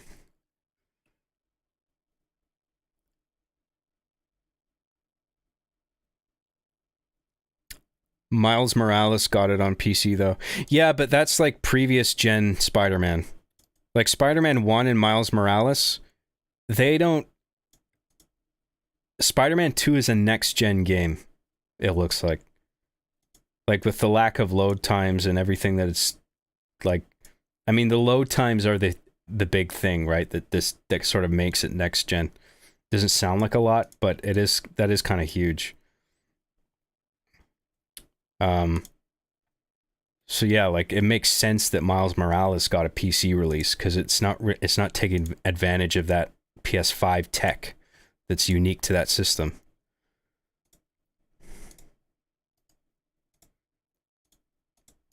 What the fuck? Hang on.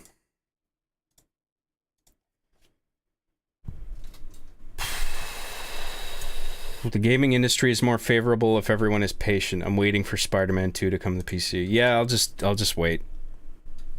Fucking annoys me that it'll have to be a few years. And I'll probably have it spoiled in the time that I'm waiting, but I'm stoked for that game, man. Like, I think it gets some...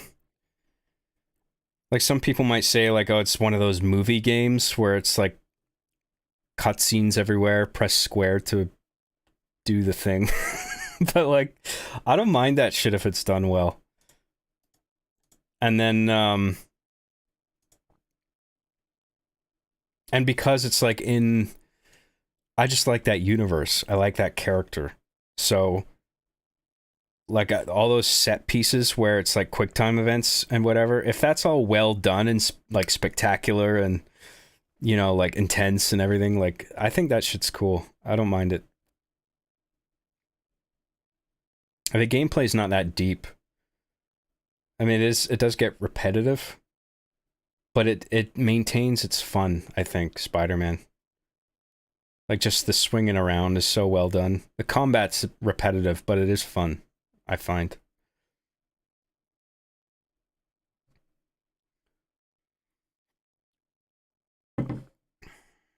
Um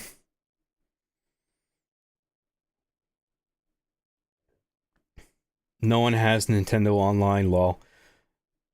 Oh yeah, well they made some bad decisions with it. They really upped the price of it, I think, and they didn't add too much onto it to justify it.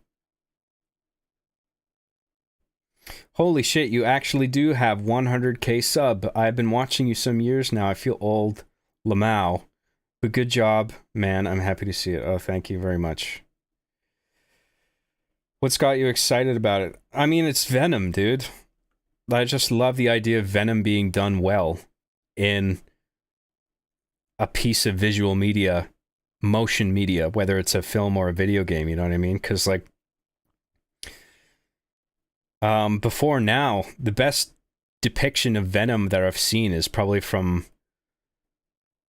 the 90s cartoon and Spectacular Spider-Man.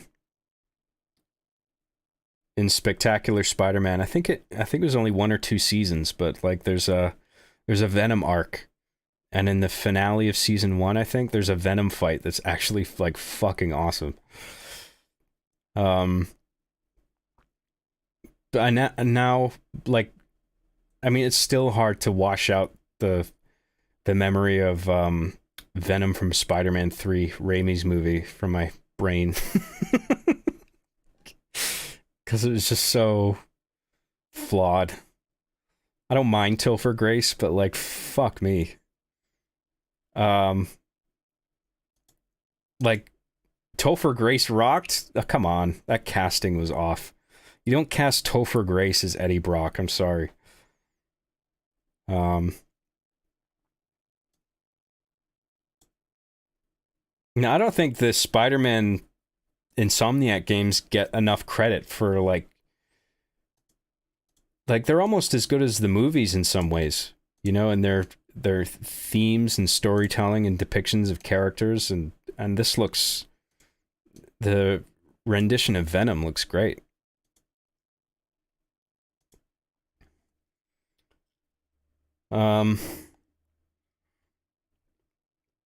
Spider-Man 1, Insomniac Spider-Man 1 had I think the best portrayal of the Sinister Six since the animated series in the 90s.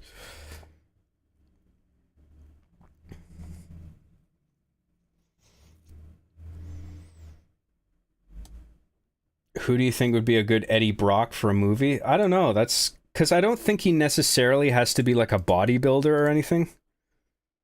But he needs to be like, he needs to be imposing more so than Topher Grace. Topher Grace kind of has a soft appearance. I'm not trying to be like mean when I say that. It's just, he's got kind of a boyish look to him that I don't think fits. More chiseled. Like, I don't know. Yeah, it's a good question. I need to think about that a bit more.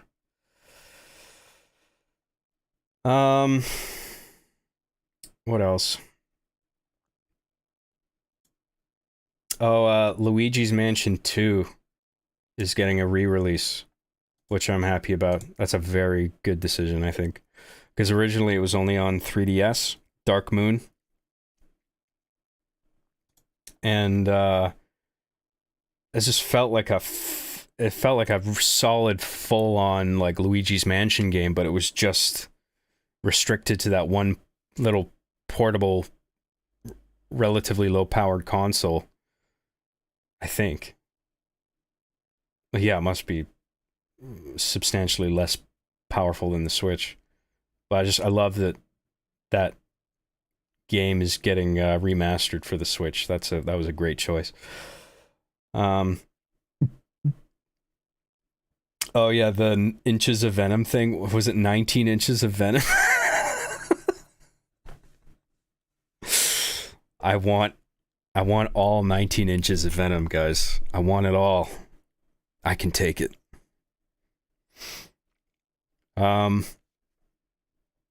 Like Tom Hardy. Yeah, dude. I mean, I can't believe I didn't even fucking think of Tom Hardy. He literally is Venom in the movies. He's a good Eddie. He's like a perfect Eddie Brock. My problem with I just have a problem with the way Venom the attitude of the symbiote is rendered in that movie. Like, I feel like the Venom movies are too comical. Venom's supposed to be scary. I think that's what the game seems to be doing right, is actually making him scary and formidable. I mean, he's formidable in the Venom movies, but he's just kind of he comes off more comedic than anything, I feel like. Like, there's too many jokes in it. I don't know. I mean, I know you got to make up for the lack of Spider-Man somehow, but I don't know. I feel like making those movies too gag-focused is a mistake. I would love to see Tom Holland's Spider-Man and Tom Hardy's Venom in a movie together. That would be cool. Because Venom in the movies, he's always just like, "Nah, I want to eat everything." You know? Like, it's a little too much. It's just that constantly. Like, I want him to be, like, freaky.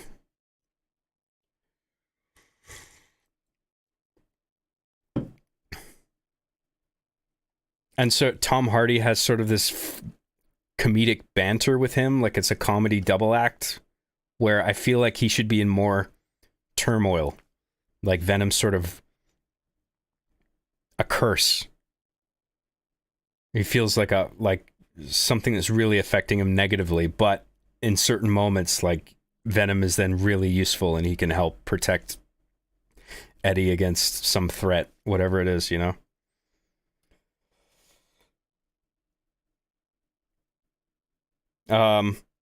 And then that Venom sequel, Let There Be Carnage, and that one scene with Woody Harrelson where he hacks the laptop. That's actually one of the dumbest fucking scenes I've ever seen in a movie. What is it he says? He walks up to the laptop and he's like, "Let me at them internet." Something like that. And the symbiote comes out of him and these red sort of threads go into the laptop. And then there's like, you see that the software on the laptop's being corrupted and it's got like red staticky bullshit. And it's like, that makes no sense. Why would it like, it's like you're seeing graphic like strands of red as if the symbiote is like in the operating system. Like, how the fuck is that?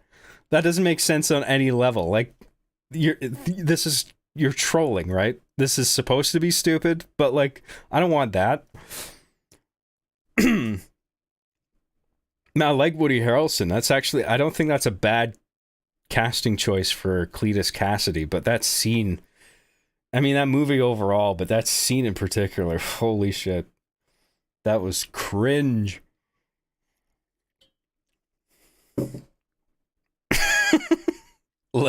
Let me at them internets. I can't remember what the line was. It's so funny. What else do we have here? One other bullshit. Oh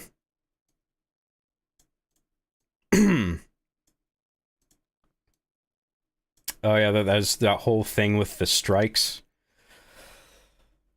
And I remember having an interesting conversation with Lemur about this, actually. Because, like, all these, like... well, initially it was the writers that went on strike, right? And then the Screen Actors Guild and all these other film employees, I think, joined the strike in solidarity. I might be missing a few things or getting a few things wrong there. But, I mean, part of the thing was, like, residuals, actors and, you know, crew members not getting enough of a division of the streaming revenue, whatever they were pulling in from streaming all this content. However that payment model works, I'm not really sure myself, but they wanted more money, which I mean is fair enough. And then the guidelines around the guardrails, rather, around AI, where they you know, because studios, like, I guess, were contemplating just not hiring writers anymore, or basically only having a few writers on each show. But like, a lot of the work would just be done by an AI that generates a premise, and then you have a bunch of writers that like workshop it, and the writers are like, no, you have to keep AI out of this, which I also think is a reasonable thing to work out. Like, that's a concern. I'm concerned about AI. And then there's another thing about like background actors getting scanned, like basically brought in for a day. All these like background actors, like, you know, if any movie or TV show is being shot and you need a crowd of people in the background for a certain shot, those are all like background actors, extras. And so the idea, I think, at some point on the part of the studio is to like bring those people in for a day and just scan them head to toe, and then pay them for the day. They go away, and then they just use their digital assets in perpetuity, like forever. And so they never need to hire those people again. And so you're putting all those people out of work. And that's also a valid concern. But I was talking to Lemur about it, and he made a good point about like how Unreal, based on the latest tech demo that they put out, which I think was a few months ago, like the Unreal Engine is already like randomizing and generating fully realized and near photorealistic people already, you know? So it's like that alone, you don't even need the actors to come in to scan them. You can just use the Unreal Engine to just generate random avatars and use them as background actors. So what are you going to do in that case? Are you just going to outlaw the use of Unreal Engine? I mean, they're not going to do that, because I mean, studios are already using Unreal Engine for like, I mean, I remember looking at behind the scenes stuff for House of the Dragon, where Warner Brothers, I think, is Warner Brothers the studio that owns Game of Thrones, House of the Dragon? I can't remember. Does Warner Brothers own HBO? Whatever the company is, they have this giant dome of like just seamless screens. And they're the type of screens where you can point a camera at them and not be able to tell that it's a screen. And there's no like, it's not like a bunch of monitors fucking sellotaped together. It's like, it's a seamless dome where it just looks like you're in a skybox, right? And you'll have a camera that moves around in this space and is linked up to the data being shown on the screen. So it's like it's an environment being generated by the Unreal Engine in real time. And when you move the camera, the background moves appropriately along with it. So it sort of feels like if you're looking through the camera viewport, it actually looks like, it feels like you're in this space. And shows with like the volume, I guess, yeah. And so somebody in chat pointed it out.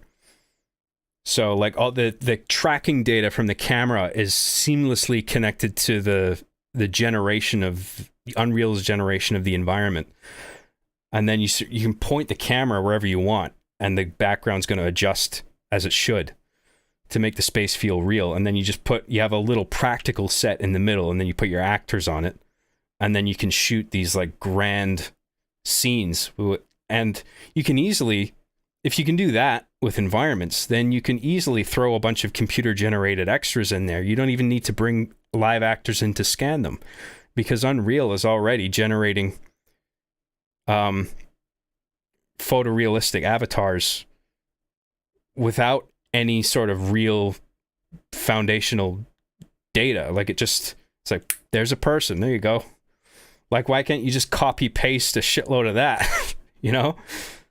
So it's like, that was one of the things the Strikers was fighting for, I think, was to maintain the work for these background extras, which I respect. But then you have Unreal here that's basically gonna put them out of work anyway.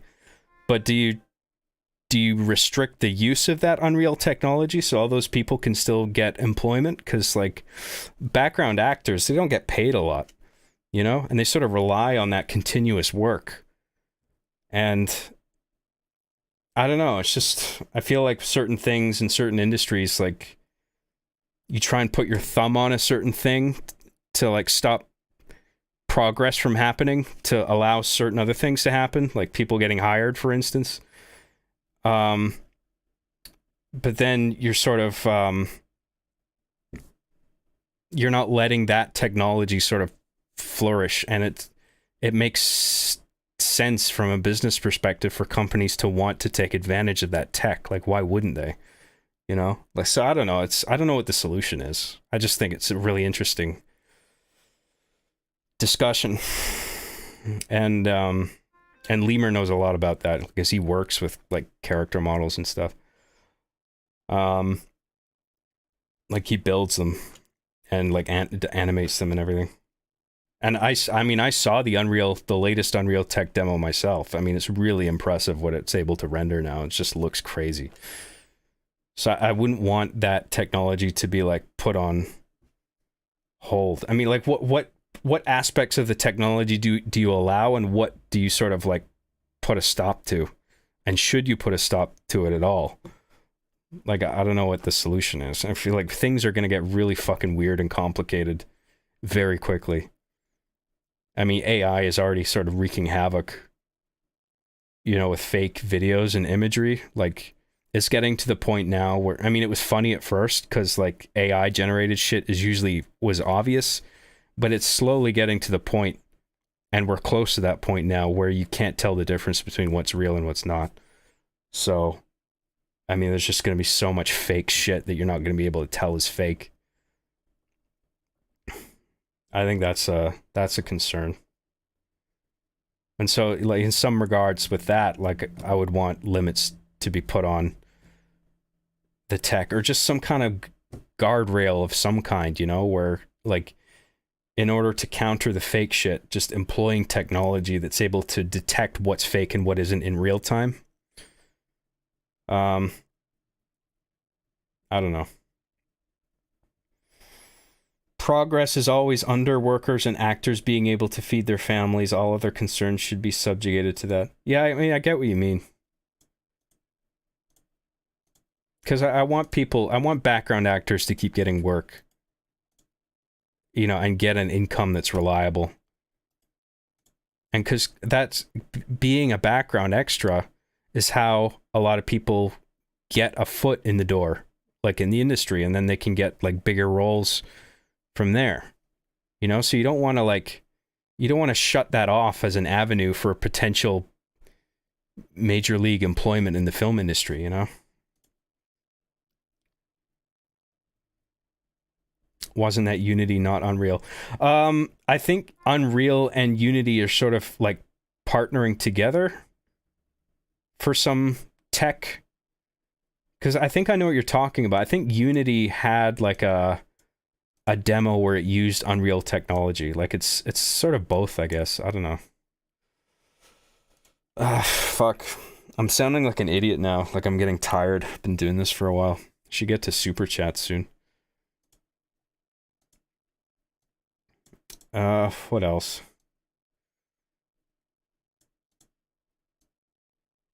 You know, I think I'm gonna end it there for like talking about shit on my list, and just do super chats now, because we've been doing this for a while and I'm starting to get tired. So and I don't want this to go too long. I don't want this to be like a 5-hour stream. So we'll go to super chats, and we got a bunch here. And thank you everybody for all of this. I really appreciate it. Carter, £1, no message. Thank you, Carter. Tallest Cascade for $1.99 says, welcome back, happy 100,000 subs. Thank you very much. Brent Paul for $5 says, John, what are your thoughts on vaccinated Jewish Palestinian trucker immigrants getting abortions? I'm not touching that one. But thank you for your chat, Brent. I appreciate it. QPQRKJQ for $10 says, just popping into super chat. Love all the content. Oh, you're welcome. Thank you very much. $10, that's a lot. Peyton MFO for $4.99 says, John, what are your thoughts on Israel and Palestine? It's obvious that Israel belongs to the Roman Empire, and I don't understand what the big fuss is about. I'm not talking about Israel and Palestine. I'm sorry. But thank you, Peyton. Deprogram for $19.99 says, keep it up, digital queer. That's very kind of you. Thank you. Meow Meow Choco Chow for $1.99 says, congratulations, John. High five XD. Thank you, sir. Grundle Wizard for $2 says, job. And that's it. Thank you. That is my name, I guess. I don't even know why that became a thing. It was because I don't know if I made the mistake one day when I was trying to say my own name, and that's how it caught on. What is the genesis of this epic meme? I don't understand. Thank you, Grundle Wizard. Darren for $5 says, hey, John, been binging your streams from 3 to 5 years ago every night at work. How have things been since then? Still working a regular job? Happy 100K. I mean, I have some editing jobs here and there, like, that are not my YouTube channel that I do. But I don't have, like, a 9 to 5 or anything. But I'm glad you enjoy the streams. Thank you very much. Ethan K. Retta for $10 says, where is the love? Here is the love. Oh, there it is. Thank you for the love. Really appreciate it. Grundle Wizard for $2 says, awesome possum. Indeed. Thank you very much. Rhythm Retum joined the Gosu tier on my YouTube memberships. Thank you very much for the membership. Hate and Hatred for 50 Canadian dollars. Holy shit. Your show with toys is one of the best web series out there from a psychological perspective. I'm glad you're happy with sticking with it. You're a boss, John. Thank you very much for that. Yeah, I am happy with it. Because I get a lot of fulfillment out of it. Like I said many times before, more so than anything else. So, you know, and I would do it anyway, even if I wasn't getting paid. So, but it's obviously very nice to get paid. Because money is good. Everything is about money. I love money. Officer, I did it for the aesthetic. For $20. Says, hey, John, watched Arby and the Chief ever since I was a kid. Doing a rewatch right now. And I'm just wondering if you got a headcanon explanation for how earlier seasons the toys don't care about being seen, but later they do. I mean, just being naive, I guess, if anything. I mean, truth be told, I wasn't really thinking about it back then. Like, I wasn't really taking the idea of the toys existing as toys seriously until, like, season 5. Or even season 4 to a small extent. Or did I say season 4? That's what I meant, season 4. There's a little bit of, like...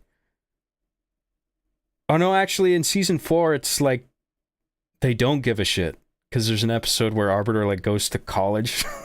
It's really dumb. But he's just like, yeah, I went to college, and, you know, presumably there was other people there, and he doesn't care, so...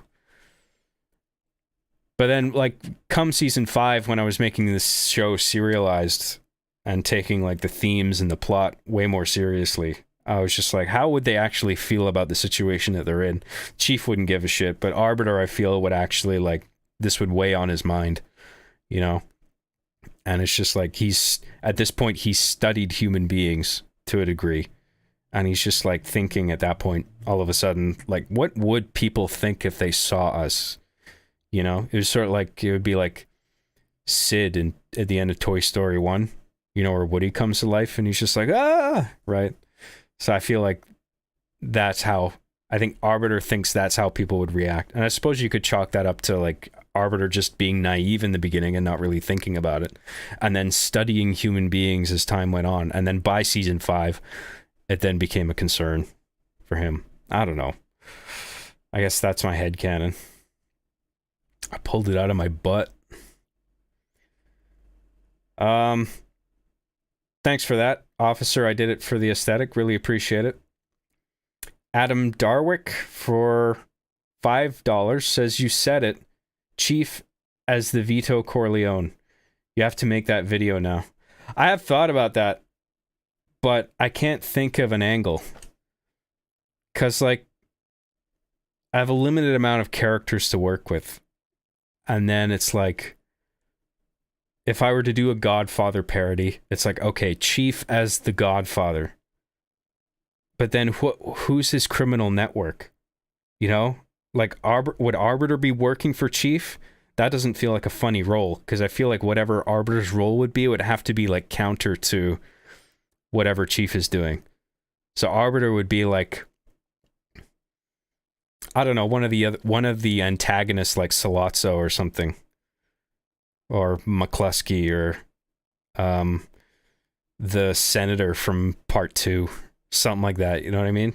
Like, can't be part of the Corleone family. But then if he is one of those characters, why does Chief have the power that he does? If, like, cause, like, I can have Greg working for him, but why would Greg want to work for him? Wouldn't he work for Arbiter, whatever he's doing? So the reason Vito Corleone has power is because he has all these people underneath him. He has all these people in his pocket. Who does Chief have in his pocket? Nobody. So how do I make that work? You know what I mean? I suppose it could be like people online that he's met, maybe, that think he's cool. I don't know. Like, I feel like there's not enough there yet. I mean, it's the image of him as like Vito Corleone is funny, but like you need to like figure that out, and I don't know how to do it to make it work. Like, I don't know. I feel like I don't have enough to work with on my end to do like a good parody. Because then, like, who assassinates Vito Corleone? Because that's sort of like that's like the linchpin of the whole Godfather story, is the death of Vito and the rise of, and Michael rises up to fill the vacuum, right? So if Chief is Vito, he would have to die early on, right? I mean, I don't know. I mean, other franchises and shows have made fun of the Godfather. I mean, there's plenty of Godfather parodies. Fucking Rugrats made fun of the Godfather. Do you guys see the Rugrats? I think it's Rugrats in Paris. They literally do a Godfather parody at the beginning where Angelica is Vito.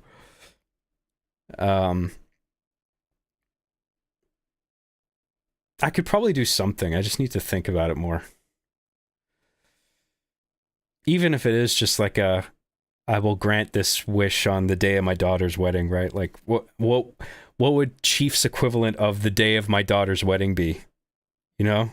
Like, it would need to be some kind of gaming-related special event that sort of maps onto that. I don't know. Anyway, I'll think about it.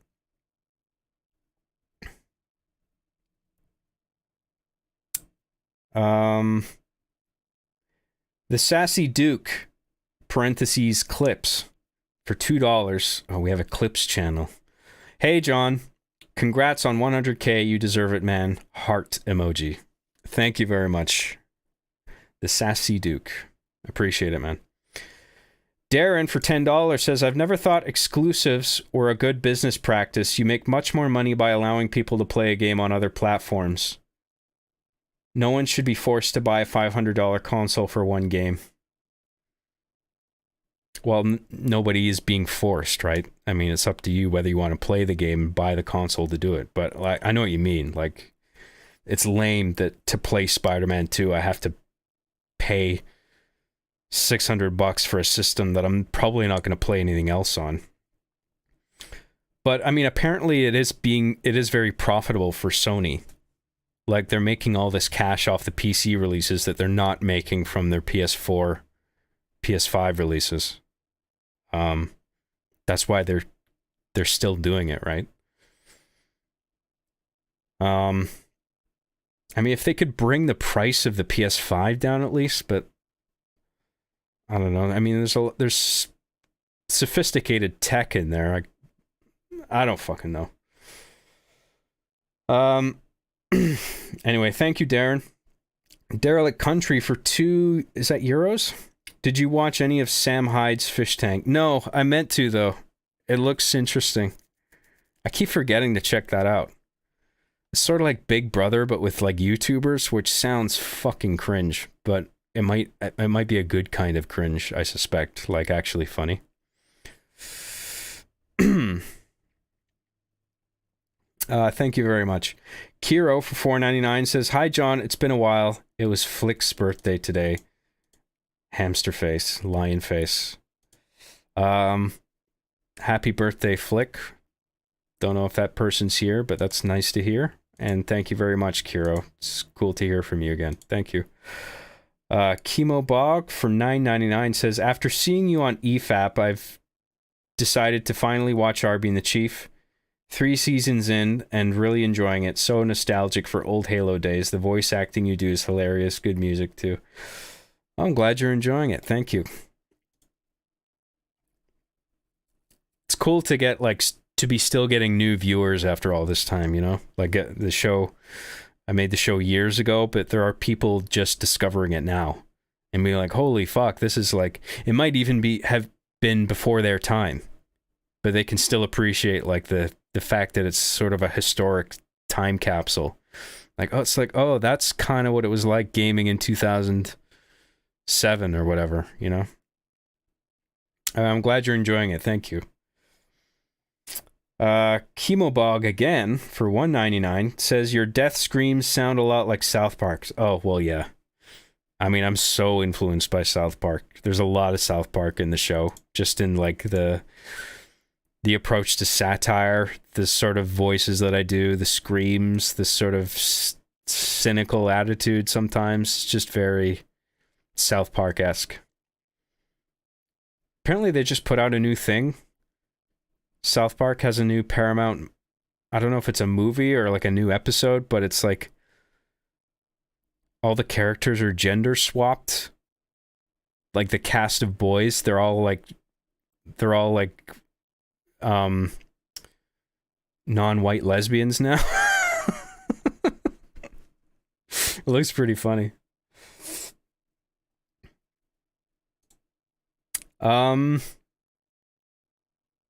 BM for £2 says, "Love your stuff. When's Sonic Adventure review?" Oh my god, I know. I mean, it's sad. Like that show Media Abyss, I worked so hard on the graphics for that and like a prop spaceship and like I did all this work on it, and so far it's all just been for one episode critiquing Halo, and it just, I wanted that, I really intended for that to be a bigger thing at this point now, but it was just for that one episode so far. 'Cause I remember trying to record a new episode and I just wasn't feeling it. Like, it's sort of like doing the podcasts where like I have to be in a very specific state of mind to be able to like do it well. And Halo is just like, with that episode about Halo, it was just like capturing lightning in a bottle, where it's just like I'm in the mood to like talk about this and my mind's working and I can reach to all these places, and I did it for hours. And I got really tired by the end of it, but I was still able to get through it all. And then like it came time to record another episode, and I set it all up. I had my camera set up, microphone, everything, the lights, sat down in front of the camera, everything's rolling, and then I just couldn't like do anything. Like I felt like I couldn't even speak. Like I would say a sentence and then it all just felt too rehearsed in my head, and then I would stop dead and think, like freeze up, like what do I say next? I don't know where to go from here. Like I'm very prone to that sort of thing happening to my brain, and so like very seldom am I capable of recording an episode like that, and so it's just like, oh fuck it, I'll work on something else. And then I get distracted working on Arby and the Chief and doing Chief's Big Wiener and shit like that. Which, if you haven't seen them yet, Chief's Big Wiener Part 1 and 2, I'm pretty happy with those. And the reboot as well, if you haven't. There's a whole post-story playlist. So you have like Arby and the Chief seasons 1 to 8, bites, specials, all the stuff I've done. And now that season 8's done, there's a new playlist of like post-story content. Starts with the reboot. And then Chief's Big Wiener Part 1 and Part 2. Those are on my channel if you want to check those out. Definitely like gag focused like the old seasons, you know, so. But yeah, it's just, I'm much more comfortable generally working on shit like that where I'm not sitting in front of a camera having to like come up with shit to say. I think the reason I'm live streaming this, like I could pre-record this, but it wouldn't be nearly as good because there's an element of like, if I'm sitting here and I know I'm broadcasting live, I have no choice but to just like, just do it, you know? And then my brain just, I mean, I'm getting tired now, but like, I think I've gotten through this podcast pretty well. I'm happy with it. Oh, mostly. I wish I could be funnier most of the time, but whatever. It's just me, you know? What you see is what you get. I'm trying my best.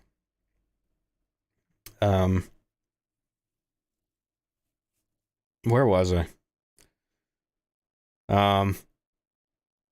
I want to make more Media Abyss, and I do want to I want to make a breakdown of Sonic Adventure. I recorded an entire Sonic Adventure playthrough. So I have all this footage, but I haven't done anything with it yet. Because the idea was to just set up for a Media Abyss recording and then have that playing. And then I could sort of comment on things on the fly, like while it's playing off screen. But I wonder if I should just like stream a playthrough of Sonic Adventure, if that would be better. But like I'd want to do, there's like an order of games that I want to stream. I want to do Resident Evil 4 most immediately. Because not only is that like one of my favorite games ever now, and it's relatively still like new. Well, I mean, it's not relatively new in the grand scheme of gaming. Like it didn't come out that long ago. So I feel like it would still be fun to watch. But I mean, old games can be fun to watch as well. But I just feel inclined to do Resident Evil 4 because I have like a professional reviews video that I have a script written for. And so I just need the footage, which I would get while I'm streaming. And then I can make a professional reviews video on Resident Evil 4 and take advantage of that script that's already there. And then after Resident Evil 4, whatever, Sonic Adventure would be a great one. I'd have a lot of fun streaming that. I would like to do that if people are up for it. But yeah, I don't know what I want to do with Media Abyss now.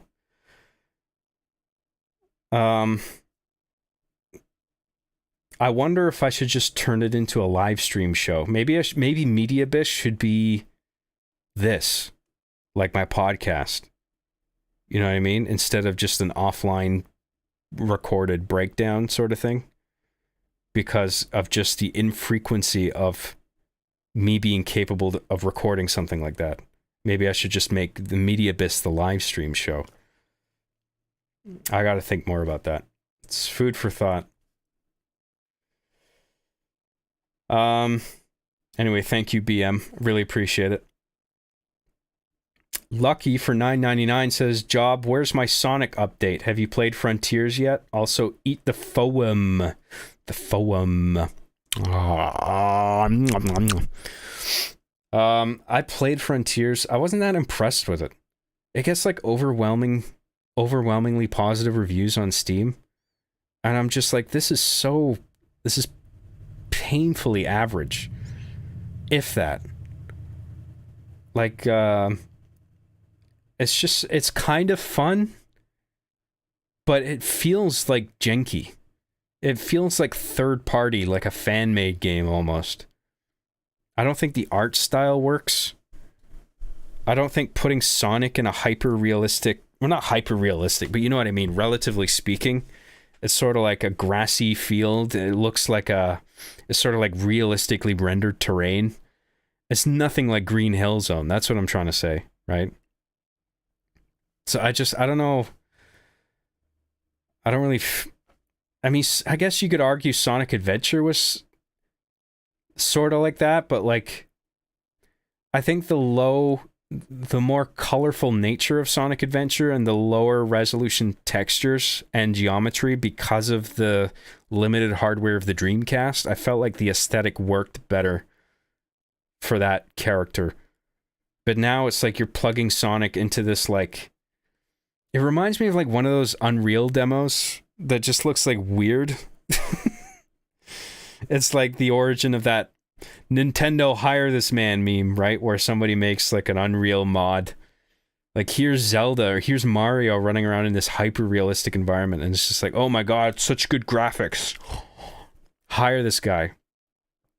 And it's like, well, what is this software optimized to run on?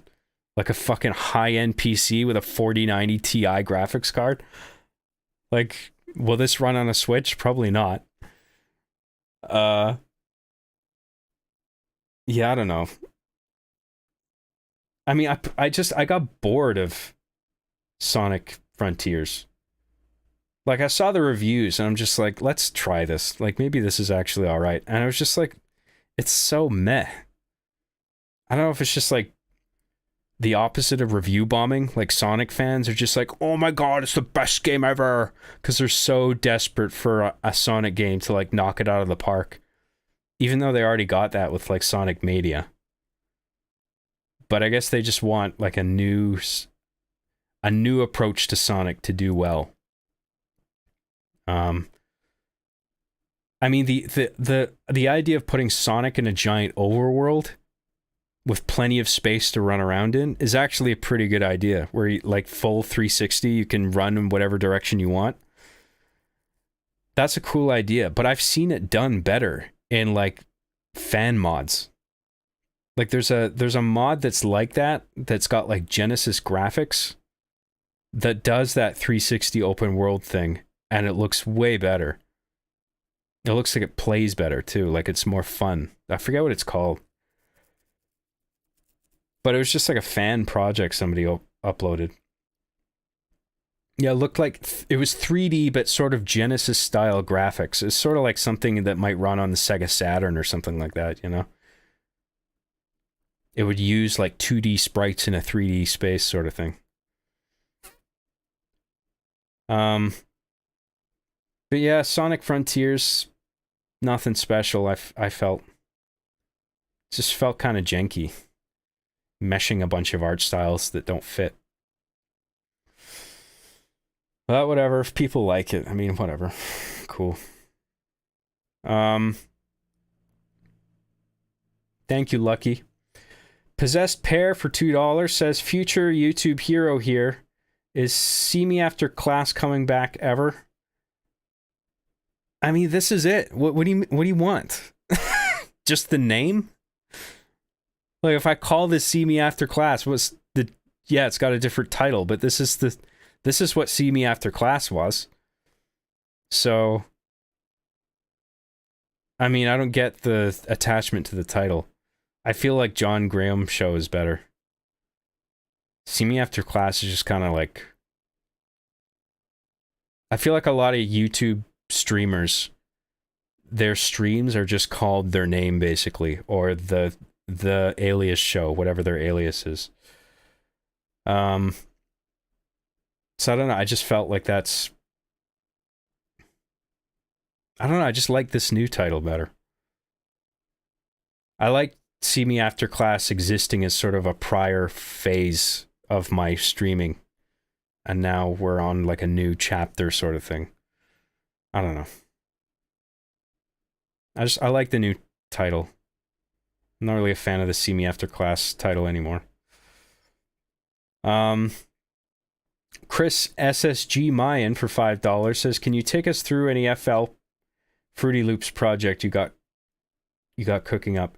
Really digged all the season 7 commentaries. Are you gonna do season 8 much later? Much love on 100K, baby." Thanks, man. Yeah, so there's commentaries now on my Patreon for like Gosu and up tier subscribers.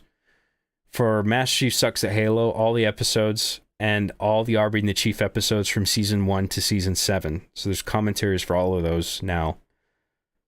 And they're all like pretty long, elaborate, edited, like intercut footage between like the episode and me reacting to it on camera. And now I'm doing the Bites episodes. And then after that, at some point I will do season 8, but I want to get some other stuff out of the way first, including Bites. So yeah, that's what I'm working on now. Much love on 100K, baby. Thank you very much. Thank you all for helping me get there. I appreciate it. Darren for $5 says, "Do you plan on streaming more? I kept seeing if you had any more See Me After Class podcasts and didn't find anything more recent than 3 years ago." Yeah, because I had to take a break. I wasn't really feeling it for a long time. But I'm inspired by a lot of people around me on YouTube, you know, who are succeeding quite a bit streaming. And I kind of think, man, I kind of miss part of that, like looking back on it.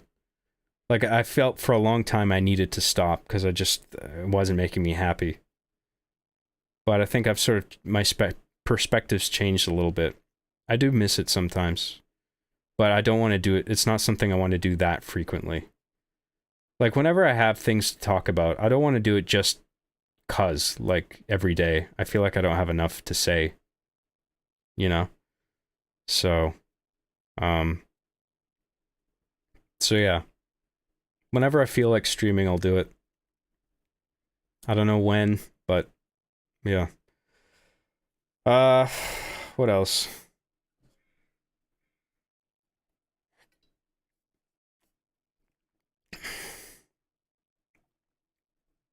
I can't get over. Is See Me After Class coming back ever? Like, what do you mean? It's just me in front of a camera. This is it. Is it coming back? Is See Me After Class gone forever? We're just never gonna see it again. We're stuck with this, are we? The John Graham show, the half-assed fucking knockoff.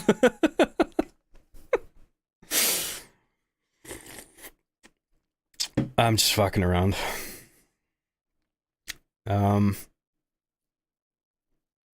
What else?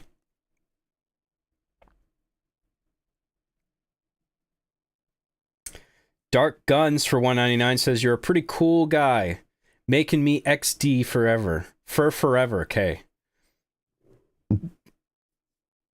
I am a pretty cool guy. I stream and I don't afraid of anything. Thank you, Dark Guns. Thane Anderson for $4.99 says, "Which is your favorite character to dress up and act out in the videos? Are you excited for the upcoming South Park special?" Yeah, I just mentioned the South Park special. I haven't seen it yet. I'm looking forward to that. My favorite character to dress up as? I mean, I like the Skylar Loveheart character, but doing all those hip movements, this is going to sound stupid, but it's actually like fatiguing. Like I do all that movement and then I have my abdomen really fucking hurts. Like I gotta sit down, like I get all these cramps. It sucks. So that's not really a fun one to do. And that's sort of his thing. Like I have to do that for his character. What character do I like doing? Anything that's not like, that doesn't involve a wig that's too ridiculous or like a nuisance. Like I wore one with that. I think the mullet came with like a mustache, and just trying to get that thing to stay on. Anything with like facial hair, it's just a nightmare to get it to stay where it should. But I don't think I really have a preference otherwise. It depends on the material. Like I liked putting on the wig for the guy who sings the Canadian national anthem in Chief's Big Wiener Part 2. Like that material was funny. And it was easy to get through because you can understand, like, somebody who is actually in that position singing would probably be reading lyrics off a page, so it wasn't hard to remember the lines. But like other characters where they're not really supposed to be reading off of anything, like I'm terrible at memorizing lines. So that's why, like, when you see footage of me in like a Arby and the Chief thing, it's all cut up, because those are all gaps where I'm looking at my tablet for the next thing to say. Like I have my tablet on a mount next to my camera, and it's like full screen notepad with all my lines of dialogue, and I read off of that, and then I look at the camera, and even just like one sentence, I struggle sometimes to like remember the whole thing. Like it's pathetic. And but I do my best, and then I cut it up, and I hope people don't care about it. I'll try and do a few like sentences all at once. Sometimes the routine will be in my head, and then I know like what to say. I know a bunch of things I can say all at once in one take. But most of the time it's just like one sentence at a time, and then what's the next thing? Okay, what's the next thing? I can't do everything perfectly. I can only be perfect at so many things, you guys. Anyway. Thank you, Thane Anderson. Chris SSG Mayan for $2 says, is there any more tracks for the Outrun album? No, I haven't. The music thing has just been on hold, just because I'm working on Arby and the Chief, and I'm picking away slowly at Hard Justice. I know I've been saying I've been working on that for a while, but it continues to be true. Like, I am working on it. It's just a big project that I don't want to fuck up.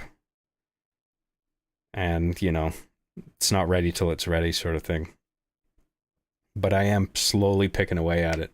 But for the past little while, it's been on hold just to, like, do my Arby and the Chief stuff. And, like, bonus material for the Patreon and stuff. And I've just been busy with a lot of, like, other work, and then, like, other shit that I've needed to attend to. Like, I had to go on a trip recently. That took a couple weeks. And I'm back now, and I'm, like, picking up where I left off. And yeah. So, Arby and the Chief, Hard Justice, Media Abyss. I mean, I would like to do a Media Abyss thing I'm most inclined to do right now is like a reaction to Jack and Jill, the movie, which is actually one of the funniest fucking things I've ever seen. Not in like a way where the comedy's actually succeeding, but like that movie is so appalling that it's like a work of art, how terrible it is. And when I first saw it, like I avoided it for a long time because I just thought it was going to be dull garbage, like not good in a so bad it's good sort of way. But it almost, to me, it felt like the pinnacle of that. Like, this is so terrible, but like I can't stop laughing at this. I think that would be I haven't seen it in a while either, so I feel like that would be a good thing for Media Abyss to like record a live reaction to and make a video out of that, because I feel like I would be laughing my ass off through the whole thing. So yeah, that, and then yeah, just music. Haven't really been working on anything right now. I would like to pick it up again at some point, just not right now. It comes and goes in phases, you know.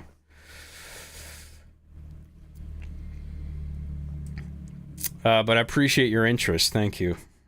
Darren for $5 says, you've worked hard on RB and the Chief and you deserve a break, but would you be open to rebooting the series in the same format as you did someday? Rebooting the series in the same format? What do you mean? Like, why do I need to reboot the series? I mean, I'm already doing a post-story thing with like new episodes with sort of a fresh take on the whole thing. Like where it's just about gags now. I feel like that's sort of I mean, the first episode of it is called The Reboot, where I make fun of reboots. Like, I don't think it's necessary. Like, what would you want from a reboot of the show that's not already there? You know? I don't understand what a reboot would consist of, like a real one. But yeah, I don't know. Thanks for the super chat though, I appreciate it. Team Killtacular for $9.99 says, spank you for being you, John. Looking forward to whatever it is you do in the future. Thank you very much. I'm happy to make it. Just hope you keep tuning in.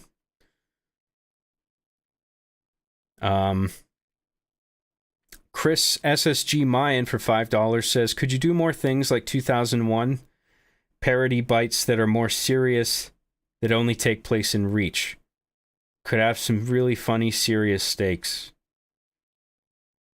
I mean, there's definitely some ideas that if I were to execute them, it would have to be done in Machinima. Like, because there's just not enough to work with in live action. Because it's such a limited space with a limited amount of characters. Like, I have Arbiter, Chief, Cortana, and Greg. Those are like, that's like the core cast now. And then I have these new stupid fucking characters like Scissors and Richard the Wiener, that are deliberately like terrible characters. But of course, people reacted to them in an entirely predictable way, where it's just like, Scissors is the best new character. I love Scissors. He's so deep. Wow, Richard, what a great addition to the cast. He has so much to offer. What a complex character. Like, of course, everybody's like shitposting. Like, I deliberately made those characters that they have so little to offer. There's such a lack of imagination.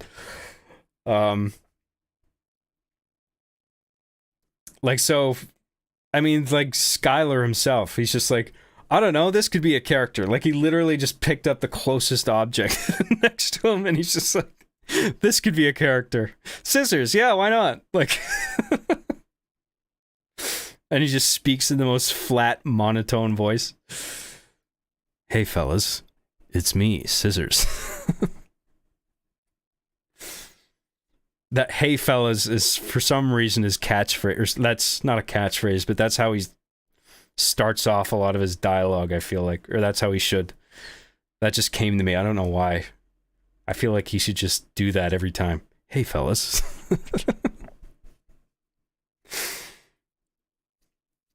It's sort of like Towley. I mean, that's another South Park thing, right? It's like deliberately made to be the worst character ever. And of course, Towley has like a cult following now. I love Towley, right? Anyway. Thanks, Chris.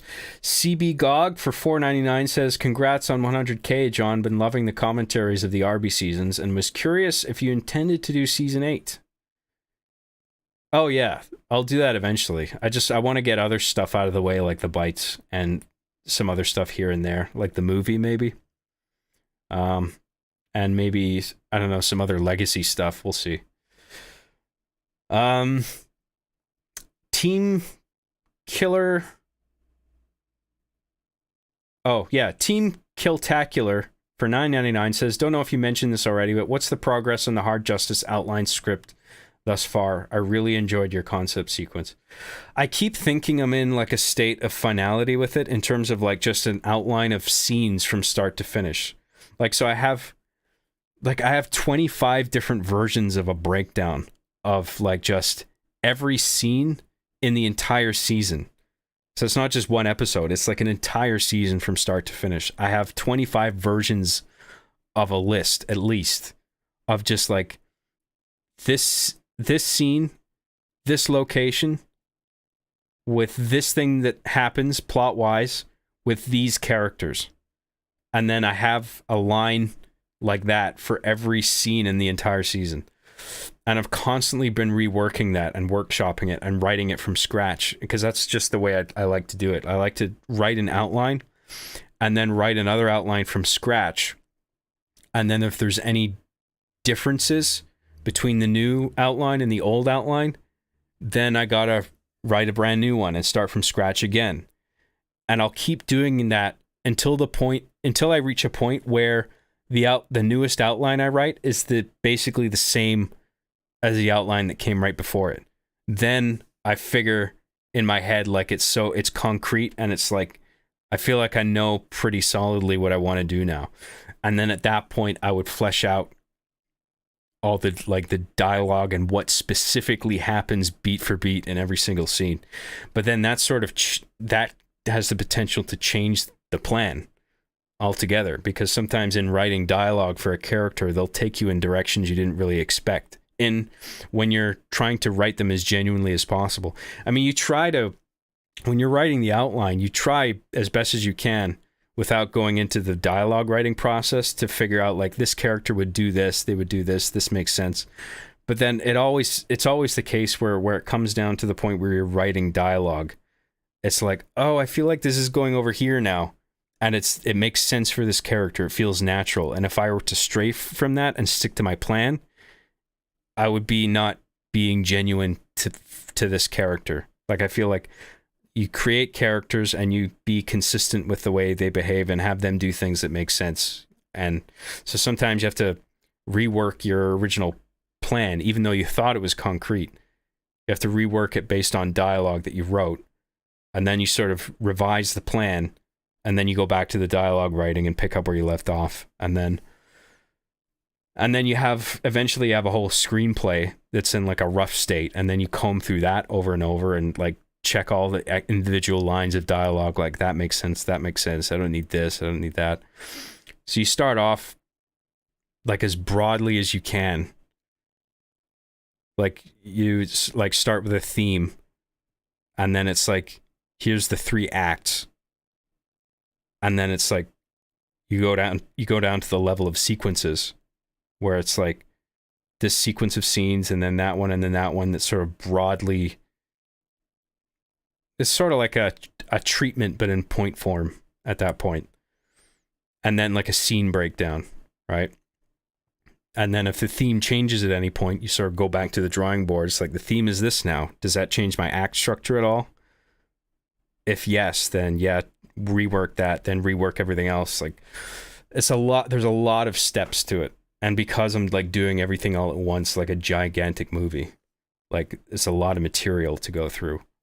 I'm not taking the same approach to it as I did with Arby and the Chief. I mean, I had Arby and the Chief season 8 outlined in really broad strokes before I even started production, but like it still took a long time to work out beat by beat what exactly happens, like down to a level of fine detail. So right now I've got all these revised breakdowns of Hard Justice, but I keep finding that I'm still at a point where new ideas are coming in, and I feel like I got to rework my plan. And I mean, it's frustrating because I want to be able to tell you I've made more progress with it, but it takes a while. There's a lot of material there to work through, but I'm really happy with what's there so far.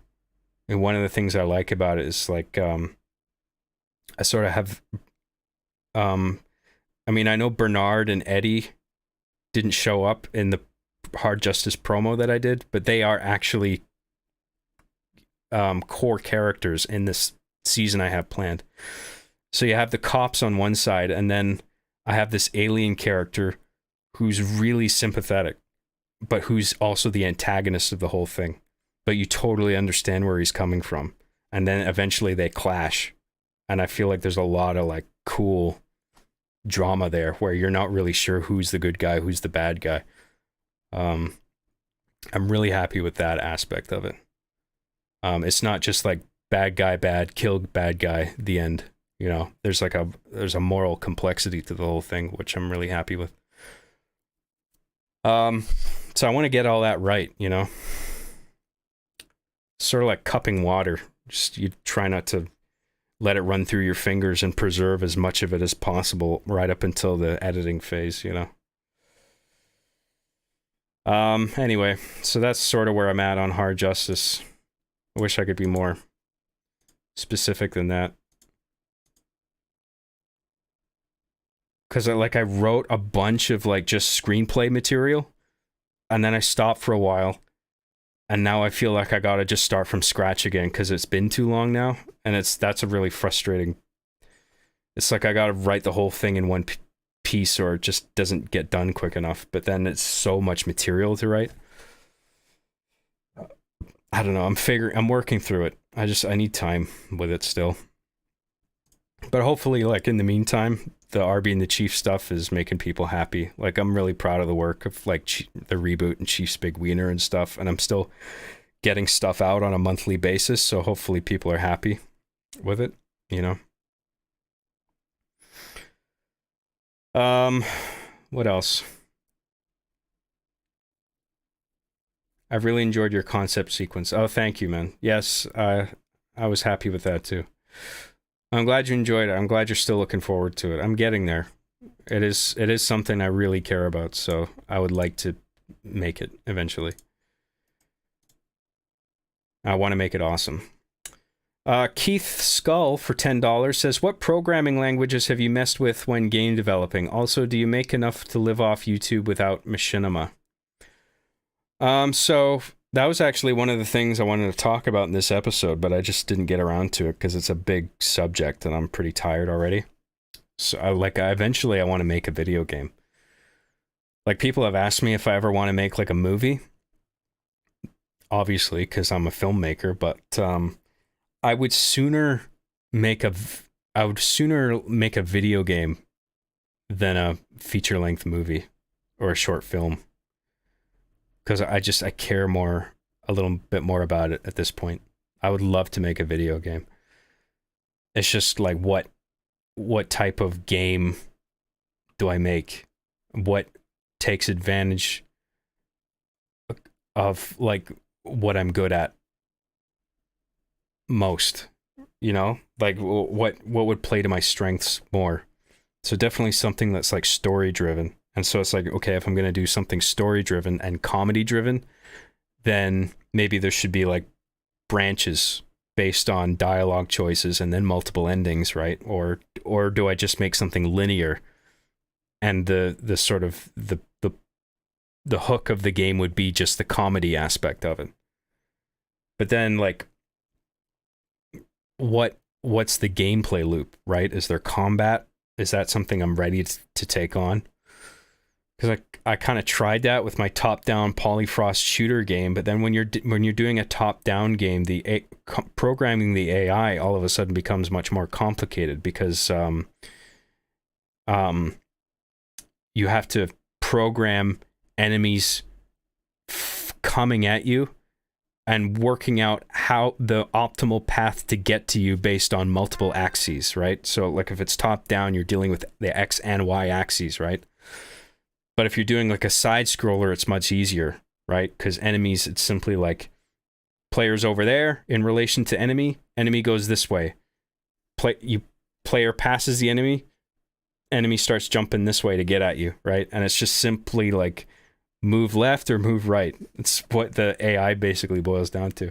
And then if it's in a close enough range, it does its attack move, and then there's a hitbox, right?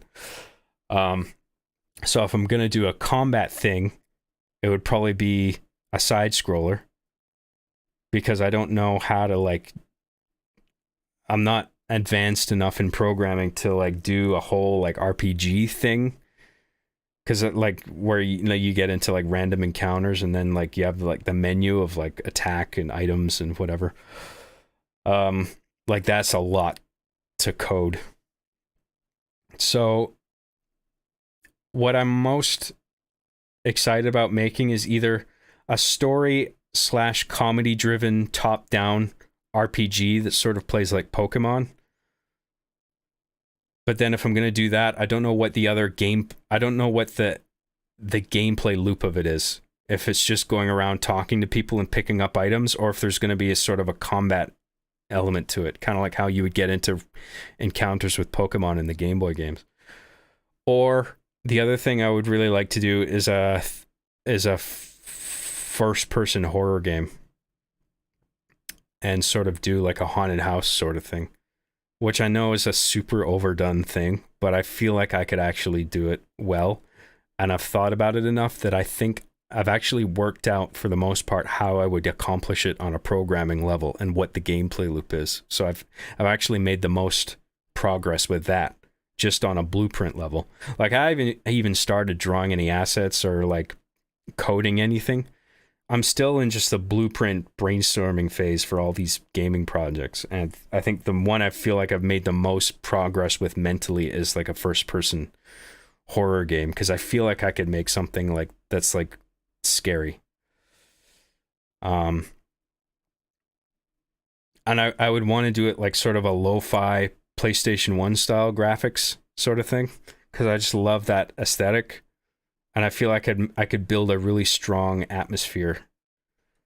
And I would probably use Godot, because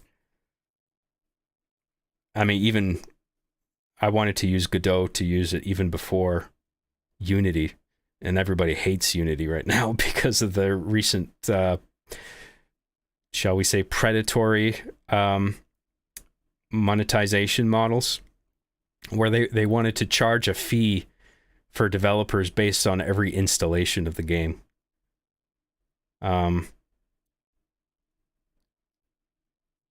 So yeah, but yeah, I'm not naive when it comes to this shit. I know a lot about game development, and I'm trying to approach this as smartly as I can, and trying to make my first project small. And I've been teaching myself C++. I'm actually teaching myself C, and then C++ on top of that, so I can understand the fundamentals of what C++ is based on. Because C++ is basically a more feature-rich version of C that's made for applications. It's basically C with object-oriented programming plugged into it. So it's perfect for video games, right? Because video games are just objects everywhere, you know? So yes, C++. I'm getting through a number of books, and I'm reading those, and I don't want to attempt programming until I've gone through all of them. So I have like a book on C, and I have a book on C++ and Godot, like the latest version of Godot. And I have another book on, I can't remember what it is, but this isn't my first time with programming either. Like I did JavaScript and in high school. I did a bit of Python, I think, in college.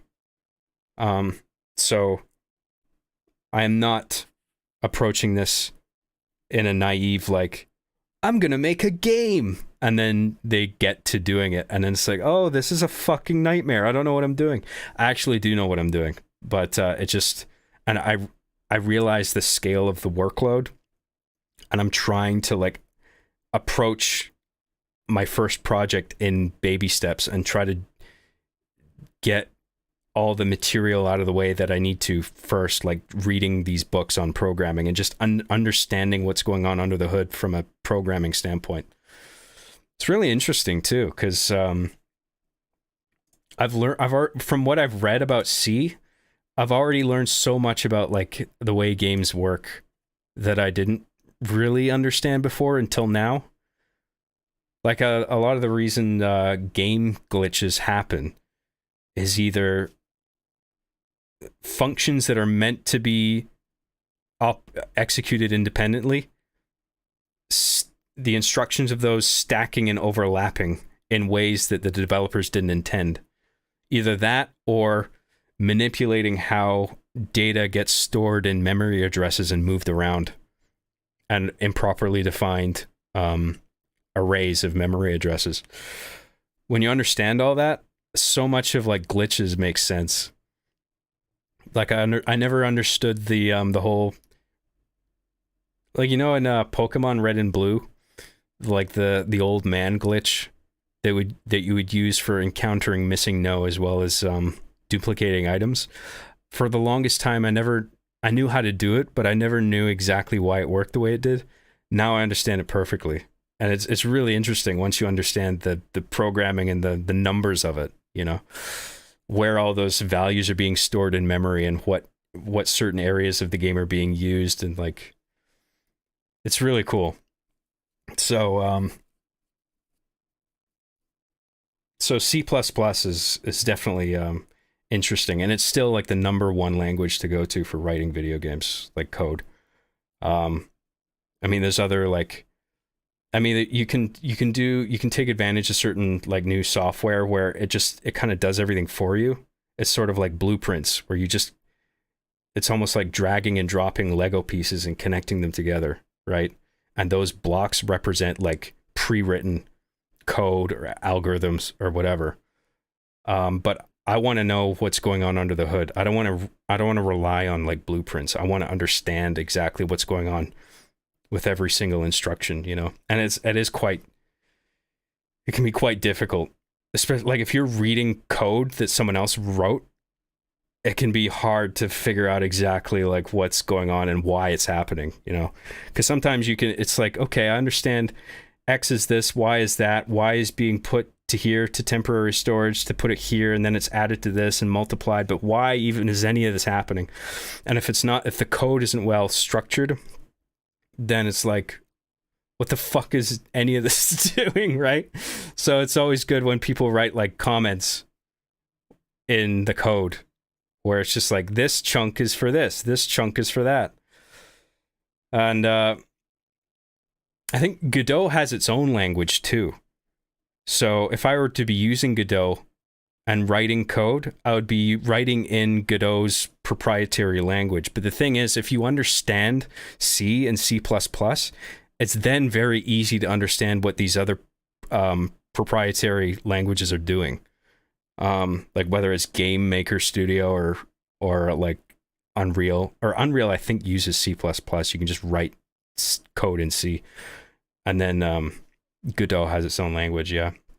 So like by reading C, I'm understanding all the fundamentals, and then it's very easy to understand other languages from there.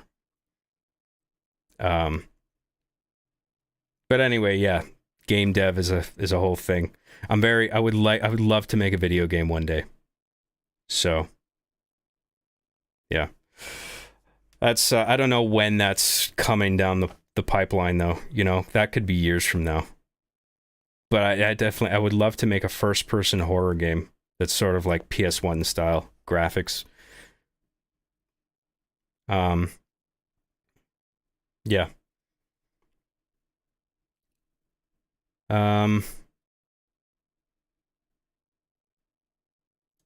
That, and it's easier to make said models. Yeah, I mean, fuck. If I go the 3D route, then it's just like you gotta make all those character models, you know. Like I'm not good at that. I'm way better at building I can do environments. I mean, kind of a bit. I'm rusty at it. Like I used to do 3D computer animation in high school.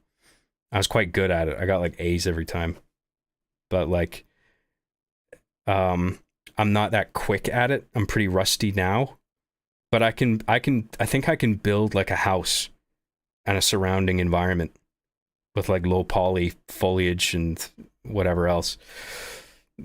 Creating characters is a bit tricky because you gotta like shape them sort of uniquely. It's like, you know, create weird polygons and then adjust the width and skew them and then join them together at the hip, and there's the torso. Like that takes a while, and it's hard to do that without making it look wonky, for me at least. So that's something I got to teach myself when I get to that point, you know. Right now I'm just teaching myself the fundamentals of programming. So, and I'm doing that like I would do like a chapter a day for a while, like reading the books.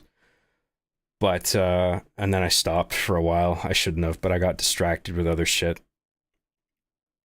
But I'm going to pick that back up. So yeah, that's a slog to get through, but I'm doing it.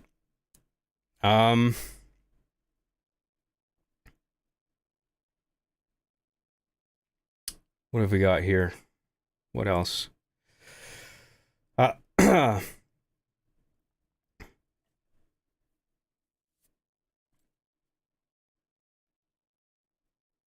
Oh, he's Side Scrollers is here. Look at this guy. Congrats on 100K, my dude. Thank you very much. Really appreciate it.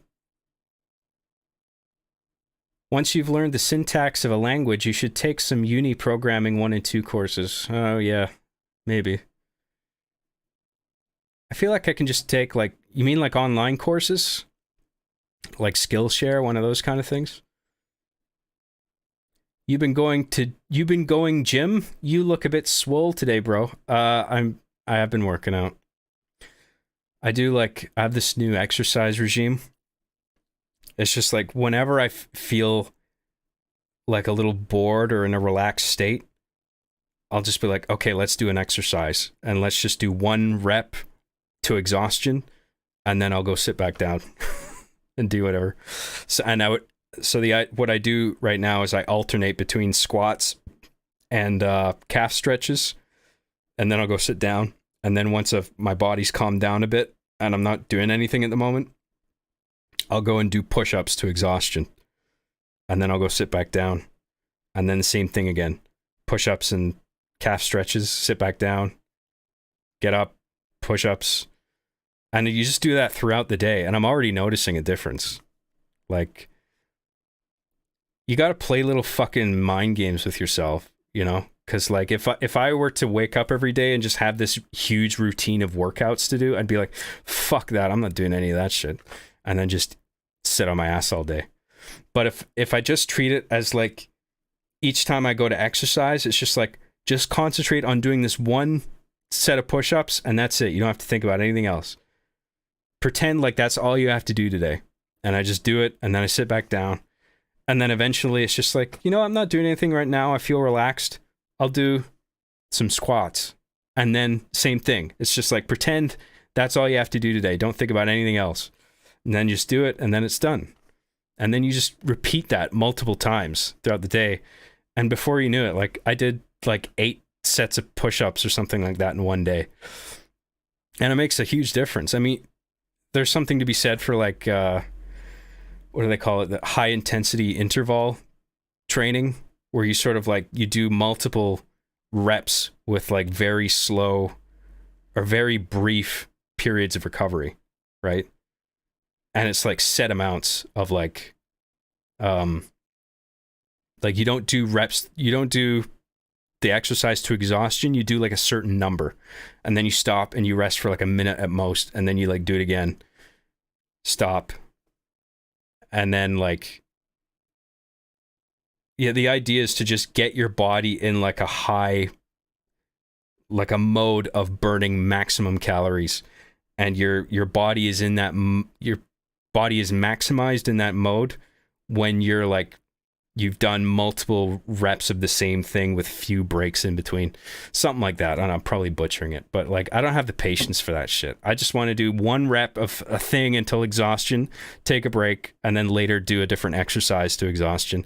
That's working for me. You know, I can see I'm putting on muscle and dropping some weight. So, and then that way I can also, I don't have to starve myself either. Like, if I want a bowl of cereal, I'll just go get one, you know? So I'm never hungry. But I'm always like, you have to always be doing an exercise. But you play games with yourself to make you like do, it feels like you're not doing a lot, but throughout the day you realize, I did that many reps today. That was actually quite a lot. You know what I mean?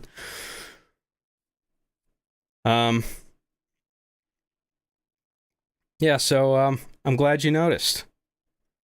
Got your tickets to the gun show.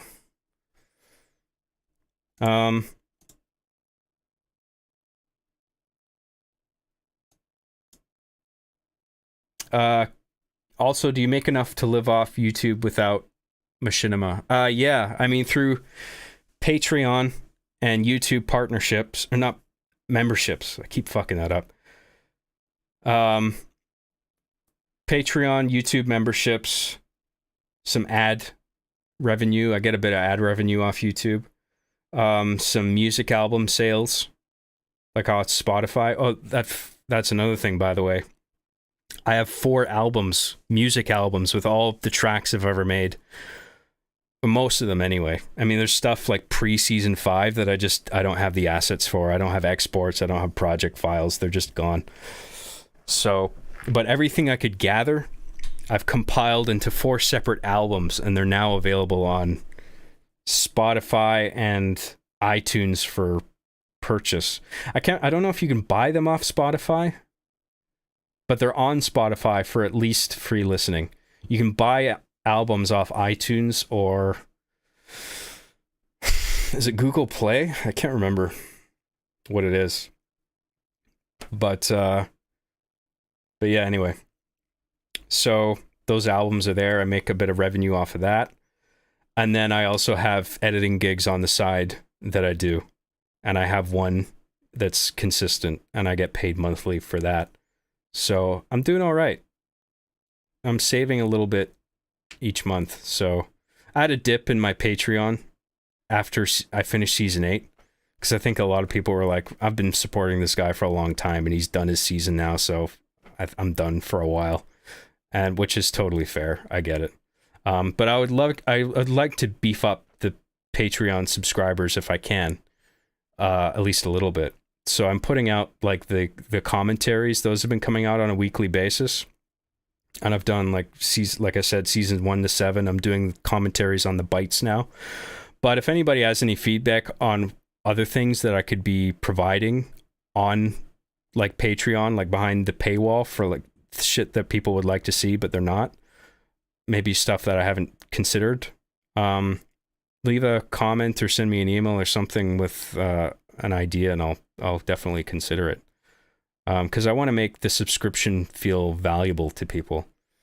And of course, it's not just for like the bonus content. I mean, it's just like for funding the content in general, like giving me the time and the financial security to sit down and being able to like brainstorm and write as something as fucking stupid as Chief's Big Wiener or the reboot or whatever, right?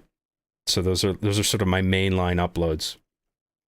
And then I have like right now the behind the paywall stuff is just like commentaries mainly, but there's also like archived stuff. Like there's screenplays on there. There's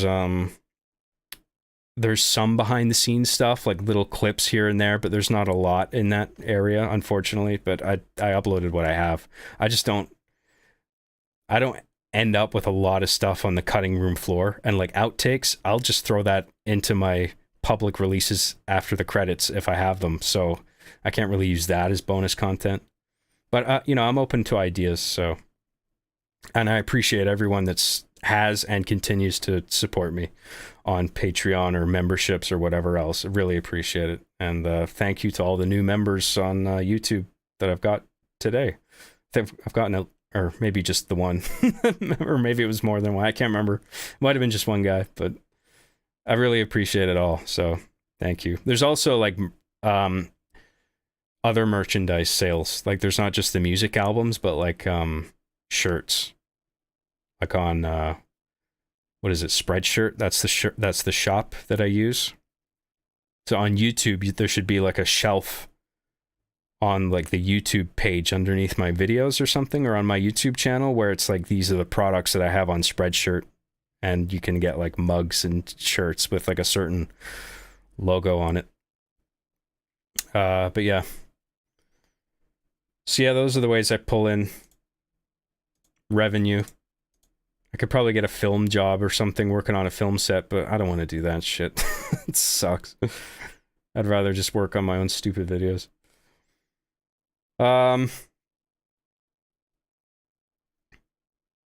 Brent Paul for $5 says, glad to hear you say you're happy now. Did that just come with age, or is there something in particular you changed?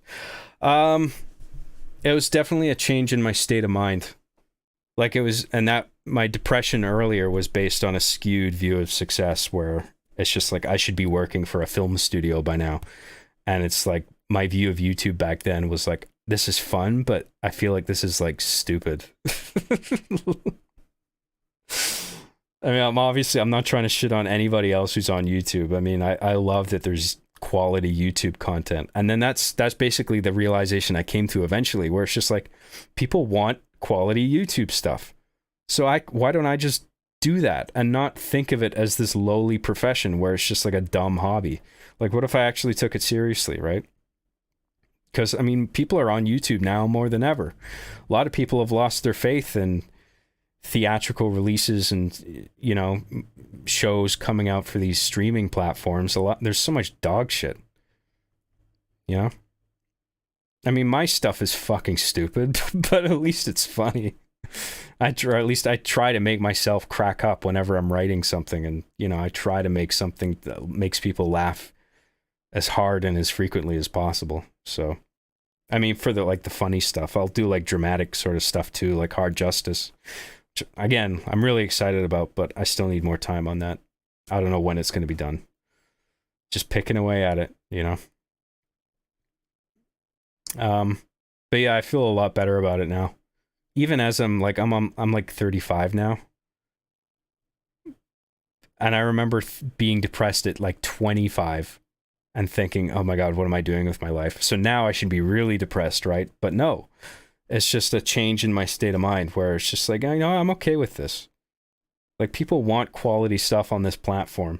And this sort of content is just going to be more and more of a thing, you know? Because legacy TV is just dying, you know? The future is online content. And of course, the theatrical experience is still worth going out for, and it's great when good movies still do come out to the theater, thank God. It's not all dog shit. But like, YouTube's a serious thing. It's not just a dumb place for people to upload their old pet videos. You know, people make legit quality stuff on there, and I want to be one of those creators. Anyway. Where were we?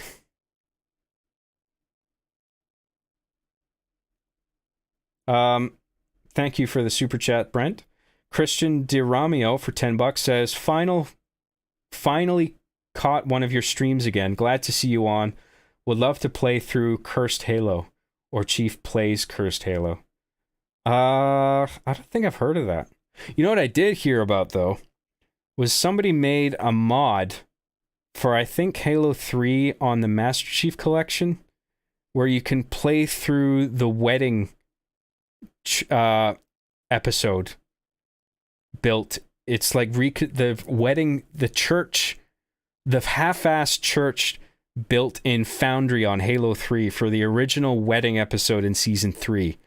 Somebody rebuilt that in Halo 3 for the Master Chief Collection, and apparently I don't know, maybe I read it wrong, but apparently it's like it lets you play through the events of the episode, so there might be some logic scripts involved, which I didn't know you could do with Halo 3. I thought that was just in Halo Infinite that let you do like scripts where dynamic things would happen that sort of interacts with players and whatever. I didn't know you could do that sort of thing in Halo 3. So even as a part of the Master Chief Collection, which is sort of a new updated release, but yeah, I didn't think it allowed for that. But apparently, at the very least, somebody rebuilt the church in Foundry for the Master Chief Collection. I thought I might do a stream on that, try to load that up and just play through it. I haven't done it myself yet or anything. I just thought I'd just do it live and see what it is. See what all the fuss is about. I might do a stream exclusive for that. Anyway, it's a thing I heard about. I haven't heard of Cursed Halo, though. It sounds interesting. I'll check that out. I'll look into it. BM for £5 says, thank you for answering Sonic Adventure question. Whatever format you want to convey your thoughts, I'm there. Could you win a fight against the Hitmonchan? I don't think so, man. I mean, you know, Hitmonchan's named after Jackie Chan, right? Hitmonlee's named after Bruce Lee. So, I mean, if there's a Pokemon based off of Jackie Chan, or at least has his skill set, I'm going to get fucked. So, no. I might look swole, but I'm not a good fighter. I get my ass kicked. I should take some fighting classes or something. That would be cool. Darren for $5 says, I meant in a TV show format like seasons and episodes. Just news story in general. Just curious. Oh, like you... So you don't mean a reboot, really. You're just talking about like a new story season, right? I mean, no. I don't... At least I don't have any plans right now to do another season of Arby and the Chief that's story-driven, because I feel like I've said everything I had to say. Especially with Season 8. Like, where do you go from there, you know? Season 8 I used was sort of this platform for like the deepest exploration of life's purpose and good and evil that I could possibly conjure. And I feel like any story now that I come up with for like a new season is going to be a step down. That was one of the things that energized me to do Season 8 in the first place, was because like as highly as I thought of Season 7, I really felt like with Season 8, before and as I was producing it, like I've got something here that I think fundamentally is actually stronger than the preceding season and has more interesting shit to say.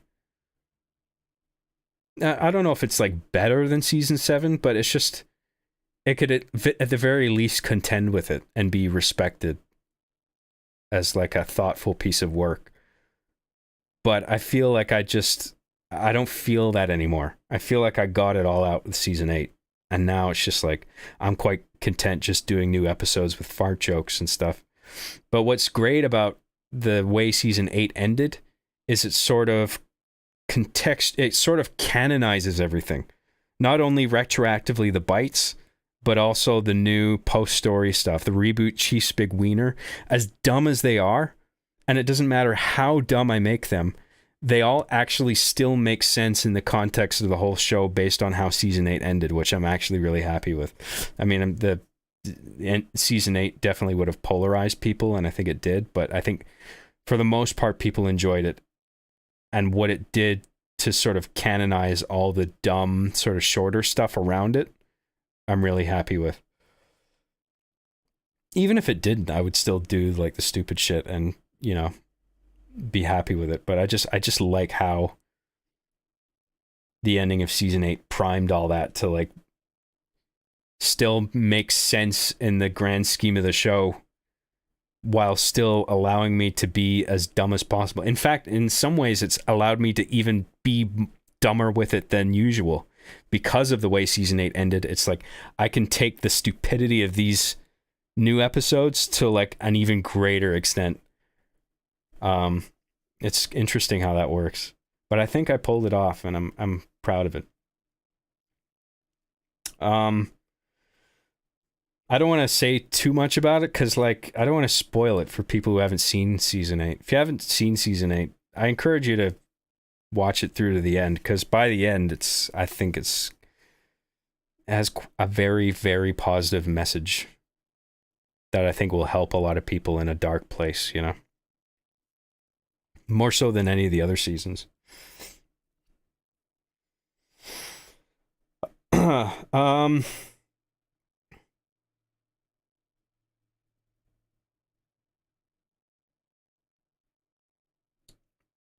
Ray swore, I see what you did there with your username. 100k subs. I thought Friday the 13th was supposed to be a bad thing. Congrats from Ontario, brother. I forgot today was Friday the 13th. 3 spoopy 5 me, you guys. Thank you, Ray. MCB TV Halo for $10 says, congrats on getting 100k. You deserve it. Congrats on getting 100k. You deserve it. Wanted to ask if you've thought about bringing back Hypermail. Lots of love, and don't let The aliens rape your butts. Lol butt. I'm not really... I see a lot of demand for Hypermail. I mean, I don't know if a lot, but like it just seems to like pop up a lot now and then. Like, where's Hypermail? Are you going to bring that back? But like, I don't really feel inclined to, because I feel like email is sort of the whole mailbag sort of thing is sort of a dated concept for a TV show, you know? Because it's all like live chats now. Like we're in a new realm now. So I feel like it would need to, like, so if I'm going to change that aspect of it, then I can't really call it Hypermail anymore. You know what I mean? Like, I don't even know what the show, I guess they talk about gaming news. The toys do. But then, like, I don't know if I'm gonna write, because it's a lot of work coming up with a script for those two characters, and then like doing all the work involved in getting all those voices played back and recorded, and then filling out all the subtitles, and you know, chopping all of that up and timing all the dialogue so it's like overlapping in exactly the right ways that are funny, or like spacing them out just enough where it's maximally funny. Like, there's a lot of steps to executing those characters speaking with each other in a way that feels believable. And so if I'm gonna do that, I would rather do that for a script that's sort of written to be like a story with a creative sequence of events in 3 acts, rather than just doing contemporary gaming news that's eventually going to get dated, you know? Because news is coming at you constantly now, and it's like the day after, everything that happened yesterday is old news and boring, and nobody fucking cares. You know what I mean? Even though I'm talking about old news in this show, but whatever. It's what it is. What am I going to do? So yeah, I don't feel inclined to bring back Hypermail. It was a good run, made sense at the time, I had fun at the time, but like, I don't know, I just don't feel driven towards it. I mean, I even wanted to bring back like really short bites, and that's just been set off to the side because I haven't been getting any ideas for those. Because I'm too concentrated on making more elaborate stories like Chief's Big Wiener. As dumb as they are stories with like a 3-act structure. So all my ideas are sort of floating to those projects. And then I want to make smaller, like really bite-sized regular stuff, but nothing's coming to me for those. So I just end up not making any. I don't know. Like, I don't really want to do Hypermail again. I think I'm done with that. But like, a new thing might come along. I don't know, based on the new technology, the new ways that people communicate with each other. I don't know. I'll think about it. Some variant of Hypermail that's sort of the same thing, but kind of different. But I got no plans right now. I mean, I think that the big uploads like Chief's Big Wiener is plenty, because those are like beefy episodes and just packed with gags, so I don't feel like I'm withholding anything special from the audience. You know, I feel like all my comedic energy is being poured into that. I'm not pulling any punches in that regard. So I just like doing what I'm doing right now, just with the reboot Chief's Big Wiener, like these big dumb Arby and the Chief episodes. I quite like working on those. And I got a couple other ones lined up. So what I'm kind of struggling with now is a Halloween special. I would like to do a Halloween special, but what I want it to be is that I did It won't be like the Xboxercist. I need to pee, yes, it's true, but I'm trying to hold it in. I did a special of R being the Chief that was a Halloween special. It was very brief, and it was just Arbiter and Chief sitting in the bathtub with a flashlight, passing it back and forth, telling each other horror stories. So, I want to do that, but fleshed out more, where it's sort of a trilogy of very short stories, and sort of them sitting in a dark place with a flashlight is sort of used as the narrative framework, right? So it starts off with them sitting to each other, and then Chief grabs the flashlight and he's like, this is a really scary story. And then it sort of like cuts to a new scene where we're like in a little story, and then there's like a title slate that comes up. I don't want to like give away the titles because they're like gags in themselves, but the title would come up in like a spooky, slimy font, and then it's sort of that little bite-sized story plays out, and then we cut back to the toys telling stories. It's like Treehouse of Horror, basically, in The Simpsons, if you've seen that. So, like, jumping back and forth between that, like a trilogy of bite-sized stories. I want to make a thing like that, but if I can make it in time. The problem is ideas aren't coming to me quick enough, and I'm concerned that I'm not going to make the deadline, so I don't know exactly yet what I'm going to do this month. But I have a few big episodes lined up. Like, I want to do one of the big dumb R being the Chief episodes I have planned is a parody of the movie Akira, that anime movie. I have a funny idea for that I've fleshed out considerably. So that's like, I just need to like work out beat for beat exactly what's said and what's done in the script, and then that's good to go. Like, the whole thing is sort of outlined in 3 acts and fleshed out to a degree. And I got a couple other ones like that I can't remember off the top of my head right now. But yeah, I got things lined up. But like, holidays sort of throw a wrench in my plans, where it's just like, oh fuck, it's October, you know? Should I do a Halloween special this month? And then it's like, well, I haven't really brainstormed for it yet, so do I have time for that to make it and then get it out before November, and then I can sort of resume my usual production on like the thing I originally planned to put out next, you know? So that's a bit awkward to navigate. We'll see if I can come up with some Halloween material quickly enough.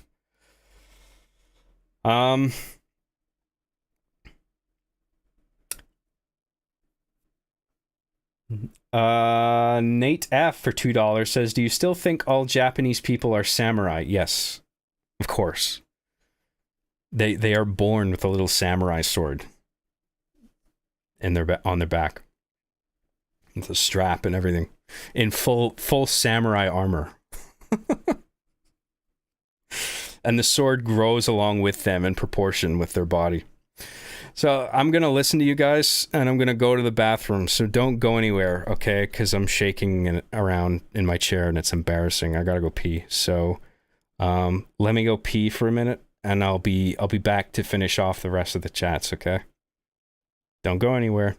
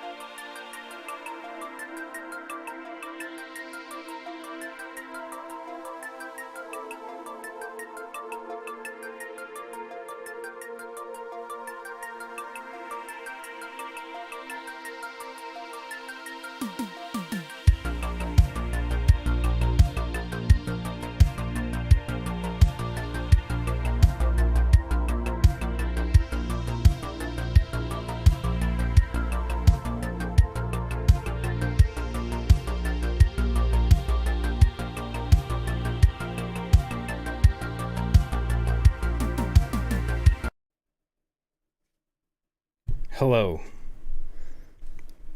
I'm back. I have peed. My body will not wiggle around again for another 20 minutes at least until I have to pee again. Bathroom. Where were we? The fuck were we? Nihilist for $5 says, make a Kickstarter for it and I'll support it. Oh, you're talking about my game? Yeah, I did think about that, but like, I don't want to approach that in a half-assed way. You know? Like I would, if I started a crowdfunding thing exclusively for a project like that, I would have to take it absolutely seriously and like know what I'm doing. And I'm not quite there yet. Like I want to at least get through these programming books first and figure out what I'm doing. And then if I were to do something like that, I would also upload along with it like a plan. Like, here's my blueprint for making this. This is what I want it to be. Here's like proof that I've read this, I've read that. I know how to accomplish this. I just need funding to get it off the ground. I'm not there yet to start a whole thing though. So right now I'm comfortable just sort of reading the books, and then after that just narrowing down more and more the project that I want to make. And then once I've zeroed in on one thing in particular, just flesh that out enough where there's like a beginning, middle, and end, and there's a script even that's done for it, and like that's exactly what the layout of the environment's going to be, like just getting everything on paper as much as possible. Then maybe I'll be at a point where I'm comfortable doing something like that. Yeah. But thank you. I'm glad you're interested. I'm glad you would support something like that. Meet the Elite for $10 says, congrats on 100K, John. I have to go, but I wanted to say that I'm a longtime fan of your work, and I'm currently studying film at University of MKC. I don't know what that is. Also, what do you think of Guillermo del Toro, Lion Face? Well, thank you, first of all. Good for you for your film studies. I mean, I thought my film program, it had some value to it, but I think it was stretched too thin. But I hope your studies feel worthwhile to you. They definitely can be useful in teaching you a few things. But do your own studying as well. I mean, I assume you are, but just like a lot of the shit that I learned about how to make a show was just studying my favorite movies and watching them over and over, you know? Figuring out like, what is it about this shot that I like so much? What is it about this music cue or like this cut?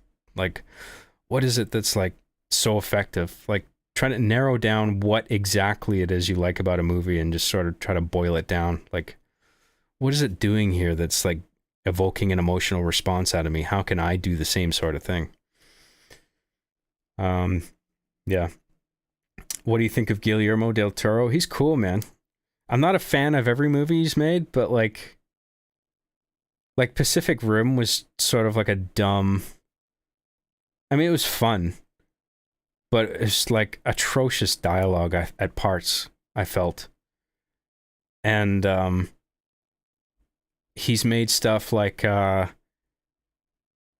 it's like some kind of fairy tale-esque horror movie that he did, like Don't Go in the House, or Don't Go in the Dark, or Don't Go Under the Stairs, Don't Go in the Fucking Scary Room, whatever it was called, where it relied too much on a music score, and it sort of sucked the horror out of it. So it was trying to be a horror movie and it wasn't scary, so I felt like it sort of tripped. But I think the guy is a creative genius. The guy's really smart in his interviews, and he's made movies that I really like. I mean, that Pinocchio movie that he did recently, I thought was terrific. I'm a big fan of the guy. Yeah, Kronos.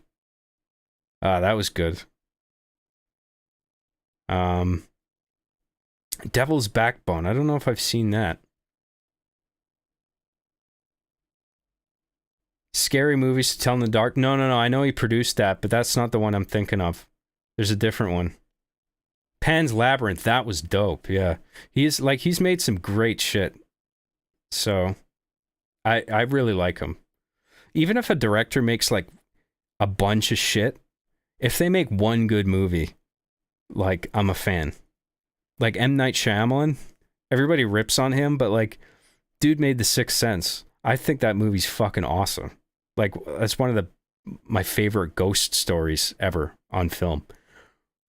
And you know, that movie wouldn't exist without M. Night Shyamalan, so like I'm a fan.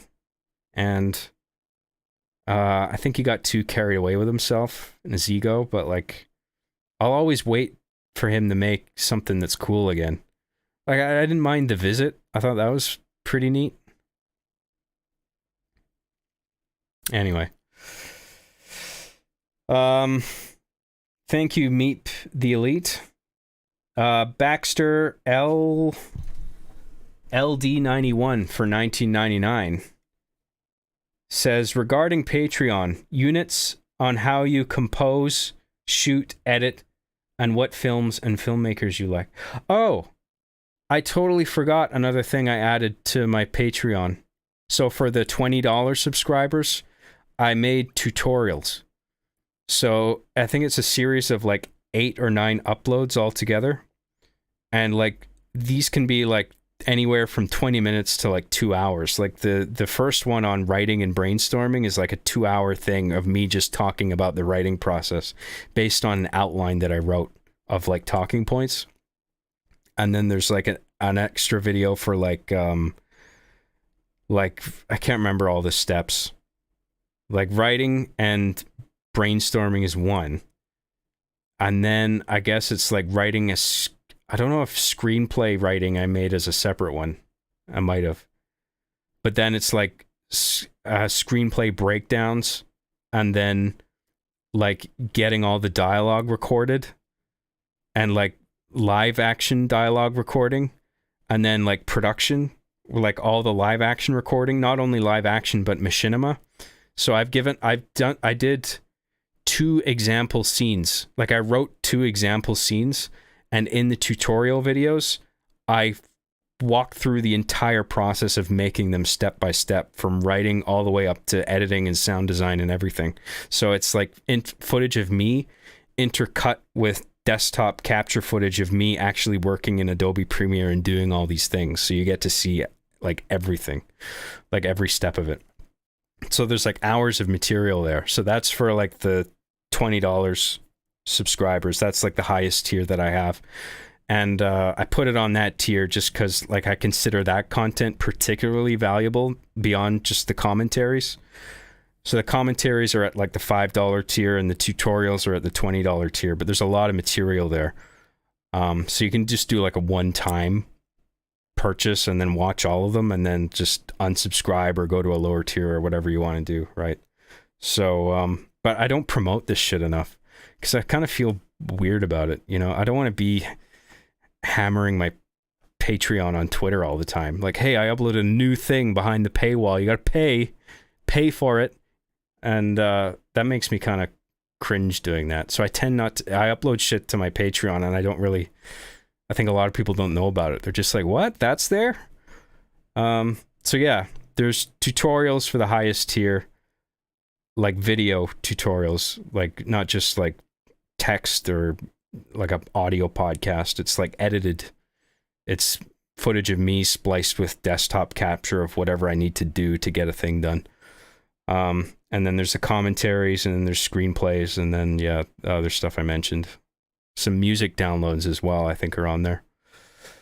So, yeah. What else? Where was I? Oh, the thing on what films and filmmakers you like. Yeah, that's tricky. Like, I thought about that sort of thing. That's a good idea. But I wonder if that's just like, I would talk about that sort of thing in my podcast anyway. And I don't really want to paywall certain podcast episodes because then I get to the point where I'm sort of like, okay, I have these episodes. Which one do I put behind the paywall?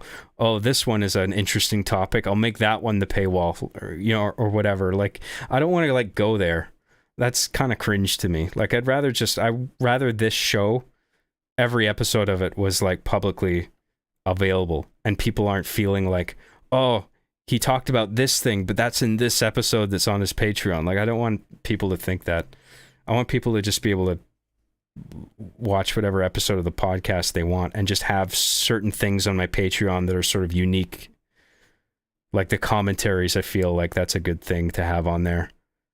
Discussion about maybe like breakdowns of like movies. I don't know, but then that would be Mediabus. You know what I mean? Like, it's fucking annoying to think about. Like, what's bonus content and what should be as part of like the shows that I've already established for like public releases. Like, if I were to like doing a breakdown of The Godfather, for example, would be a great like bonus material thing, I think.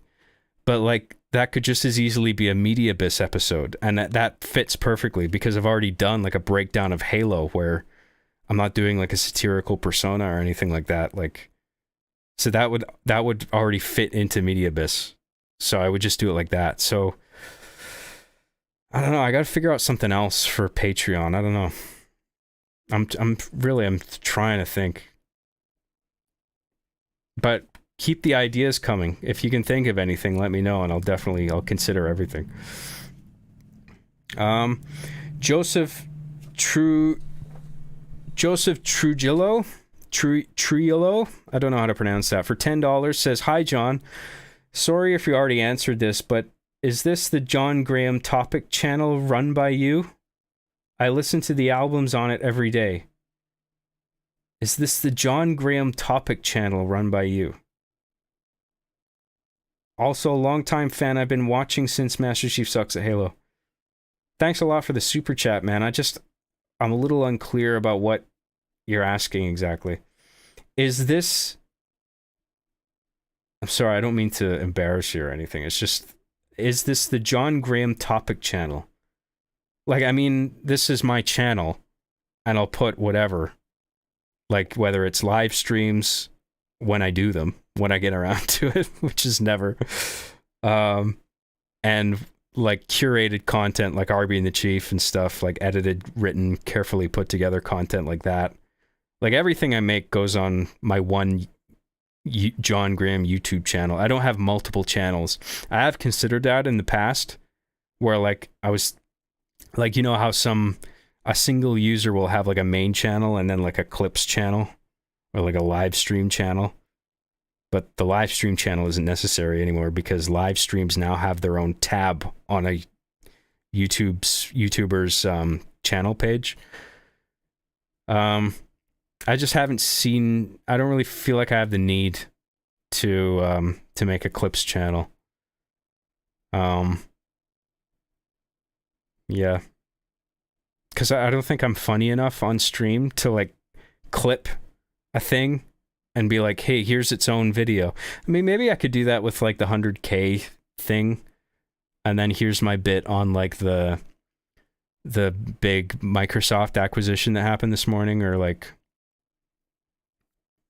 you know, I'll think about that. But yeah, this is my channel. I don't have another channel on YouTube, at least. Like, I have a SoundCloud account. I haven't uploaded anything there in a while, but I have podcasts and music tracks on there that I made. I have like a Spotify. Check my website, imaginativelogo.com. I should be plugging that way more. Imaginativelogo.com. You'll go there and then look at the top menu, and you'll see like all my content and like profile, like account pages on all the different websites that I have. Like, they're all listed there. So you'll find my YouTube channel, my SoundCloud, my IMDb page I think I have on there, which I don't pay much attention to, but it's there, I think. Yeah, anyway. Check out my website. But yeah, that's cool. You've been watching since Master Chief Sucks at Halo. That's an OG right there. It's been a long time. Thank you, Joseph. Nate F for $2 says, can you make a Machinima in Halo 3? Feels more OG. I seriously thought about that for the new Hard Justice thing I'm working on, but I think it's too limited. And it's not only its visuals, but its armor permutations, like its geometry, what you have to work with in sandbox or sand, whatever the sand sort of forge arena is in Halo 3, I forget. The armor permutations, the fact that you can't play as elite, I don't think. Can you in Halo 3? I can't remember. If you can, it's probably limited to like a few number of like armor sets. Sand Trap, yeah, that's the one. Halo Reach has a more filmic quality to it. Like all the armor in Halo 3 looks really plasticky and shiny. All the characters look like action figures. And I feel like there's not enough variance with the armor permutations, but like with Reach, there's like more practical militaristic designs in regard to armor permutations. The armor's more scratched up. The environments are more interesting and urban and recognizable as sort of like distinctly urban Earth environments that you can sort of repurpose to be whatever you need in your story. Like this building is this building is that. In Halo 3, there's a lot of arena type maps that are sort of sterile and uninteresting from a visual perspective. Gameplay wise, they're fine, but it's just to look at, they're just a lot of ramps and symmetrical designs. And it's just like, this place doesn't look like anything. You know what I mean? Like, I couldn't really call this a police station or whatever.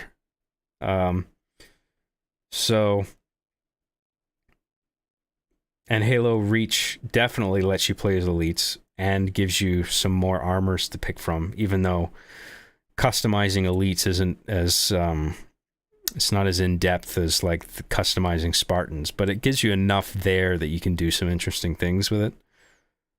And just Halo Reach has an interesting array of maps. Like they're all sort of unique.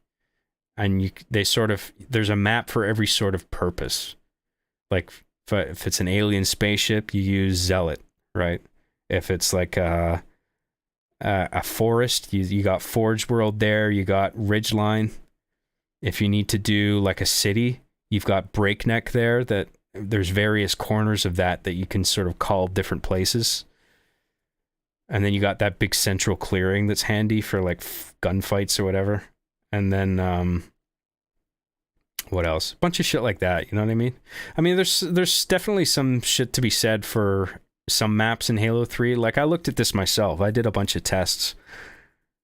Like, I loaded up Halo 3 in Master Chief Collection, and I noticed the map Turf is in there. And I'm like, holy fuck. I didn't know this was here. Like, Turf is a Halo 2 map originally. And it's called something else in Halo 3. I can't remember. But I remember that's really surprised me, loading up Halo 3 in the Master Chief Collection and seeing the Turf map, which is a really cool little dense sort of corner of a city map that you can... It's like cool for like a street environment where it's sort of, you're surrounded by all these towering sort of buildings and there's all these narrow alleyways. That's really cool. So yeah, like there's some cases like that where it's like, oh man, it'd be cool if I could do like a scene here in this map, but then just for that one map, it's like you have to then migrate the entire project over to that one game and stick with it, right? I can't jump between Halo 3 and Halo Reach, right? Because like they look distinct. You can just tell. So it's like you weigh one against the other and you pick and stick with one. And so I feel like Reach has the most going for it overall. So, I mean, that's my justification. Some people agree with me, some don't.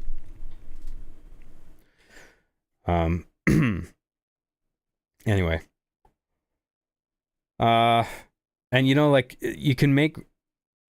to fill in the gaps of what the built-in maps don't provide you, you can build interesting enough things with Forge mode. On Forge World. Like, it doesn't even have to be like the outdoor foresty environments, you could sort of just build an enclosed space with like the geometry pieces that it gives you. In Halo 3, when you play on Sandtrap, everything looks like that rusty, shitty, blocky fucking like pieces. You know what I mean? Like it just looks like Lego or Play School or something, where it's just the maps all look like cobbled together. Like there's just not a lot of sophistication there with like the pieces that it gives you to work with to build places. So you can do more. Like the Forge World and its pieces sort of act as a catch-all for whatever environment isn't provided to you in the built-in arenas, you know? So that's another reason I go with Reach overall.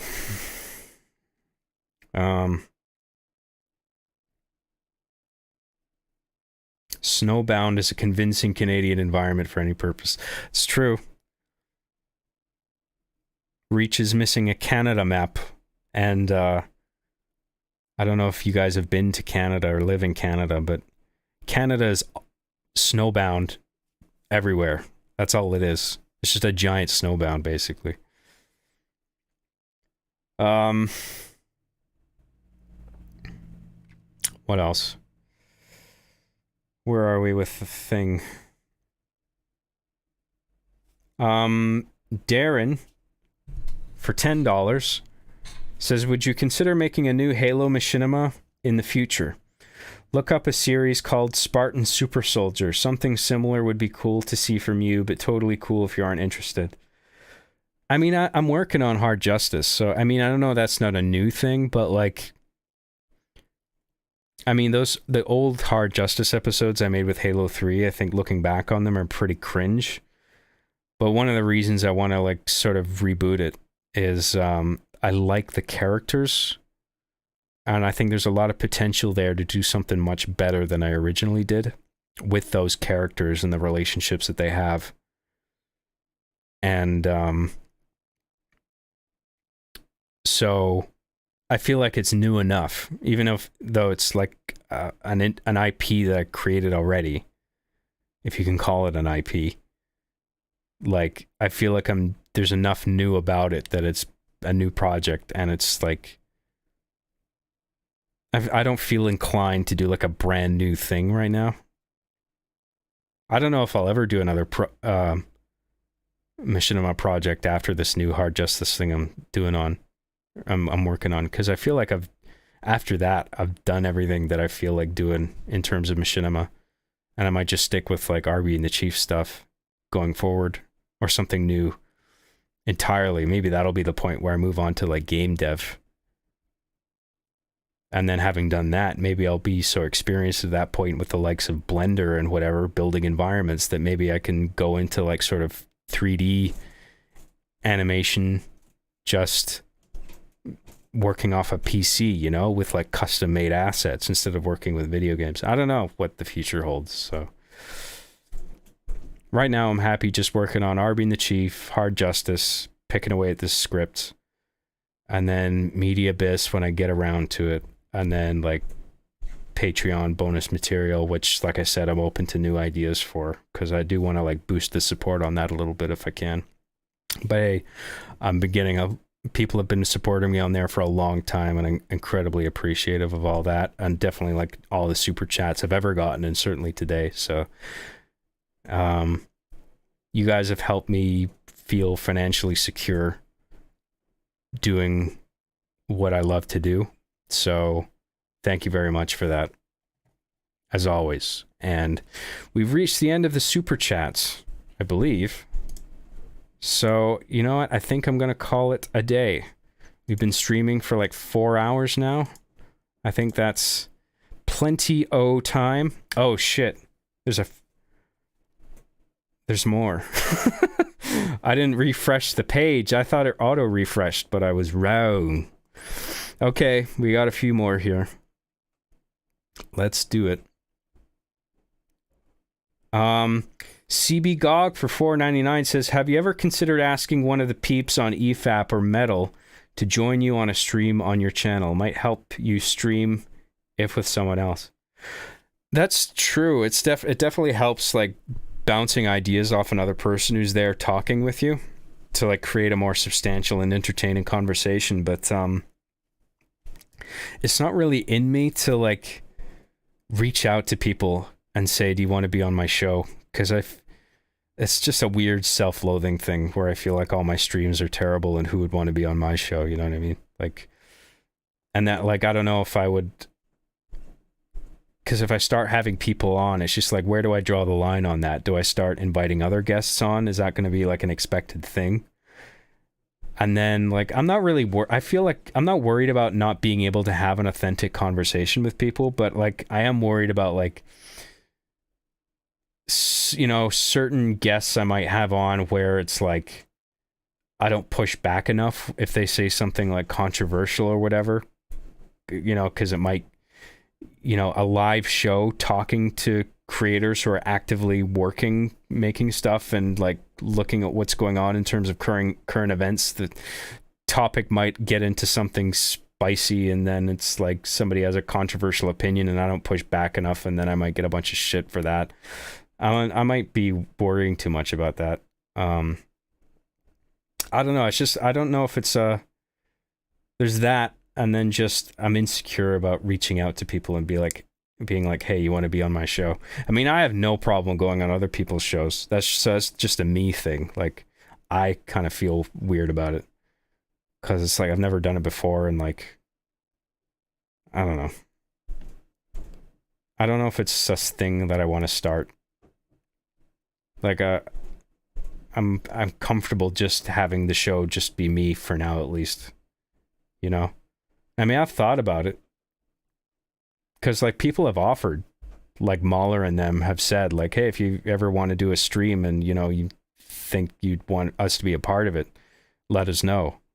And, of course, I'm not worried about having them on whatever they want to talk about. That's totally fine. But it's like, I don't know. I wouldn't know what to do with them. You know, it's like, okay, you guys are here. Cool. What do we talk about? You know, like, and it's like whatever I think of to talk about as a topic, they're probably going to do an episode on it anyway. Like, there's probably going to be an EFAP coming out where it's like, oh, this is the new movie that came out. Let's talk about it. Metal will be like, this game came out. Let's do an episode on that. So I'd hate to like sort of take away from that, you know, do it on my show instead, you guys. Like, I don't know. I mean, I love the offer and I love the idea of having people on. I don't really know what I'd do. And I feel like it would be awkward. Like, I wouldn't really know what to... I mean, I could certainly like compile a list of like talking points or questions, but then I wouldn't want to treat it like an interview if I were to have people on. I would want it to be more just like conversational. Like, you know, it's just us talking. Yeah, I don't know. I'll think about it more.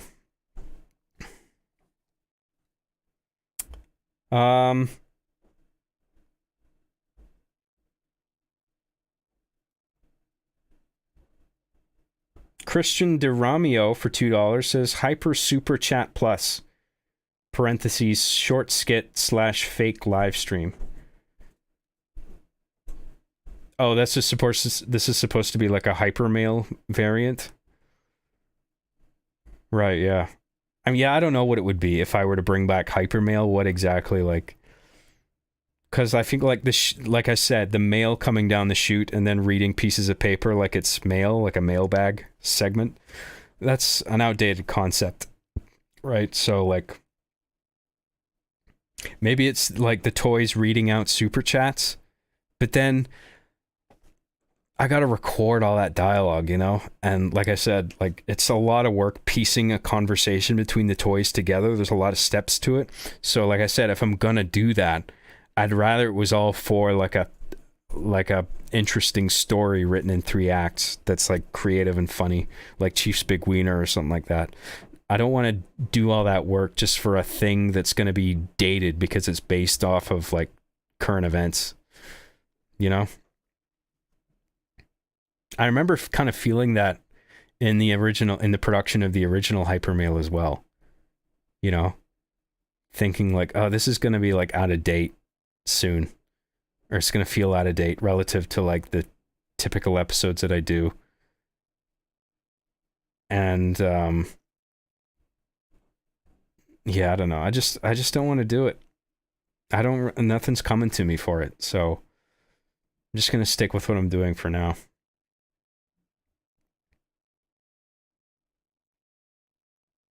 Iceburger for $5 says, go pee, John. I did pee all over my chair. My jeans are just soaked. I'm sitting in right underneath the camera frame. It's just a ocean of piss. You can't see it, but it's there. It's like I'm floating in a pool right now of my own urine. I'm kidding. I don't actually have legs. I'm like PewDiePie. I'm just like a torso in a chair.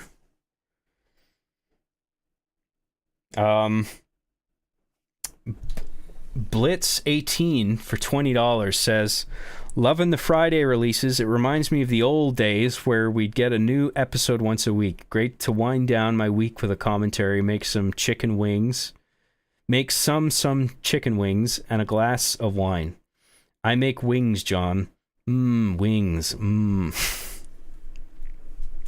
You had to fill up the character limit with something, I suppose. What better than wings?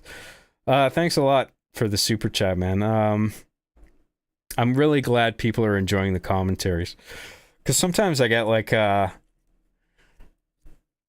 get people who unsubscribe from my Patreon and they leave me an exit review, and I check those every day. And I'm always just like sort of wincing as I look at it, like, oh, I hope nobody's complaining. And then I'll get one occasionally where it's like, John Graham wasn't as active as I expected. And I'm like, shit. It's like, well, I'm putting out stuff every week. Like a new thing. And it's like edited together.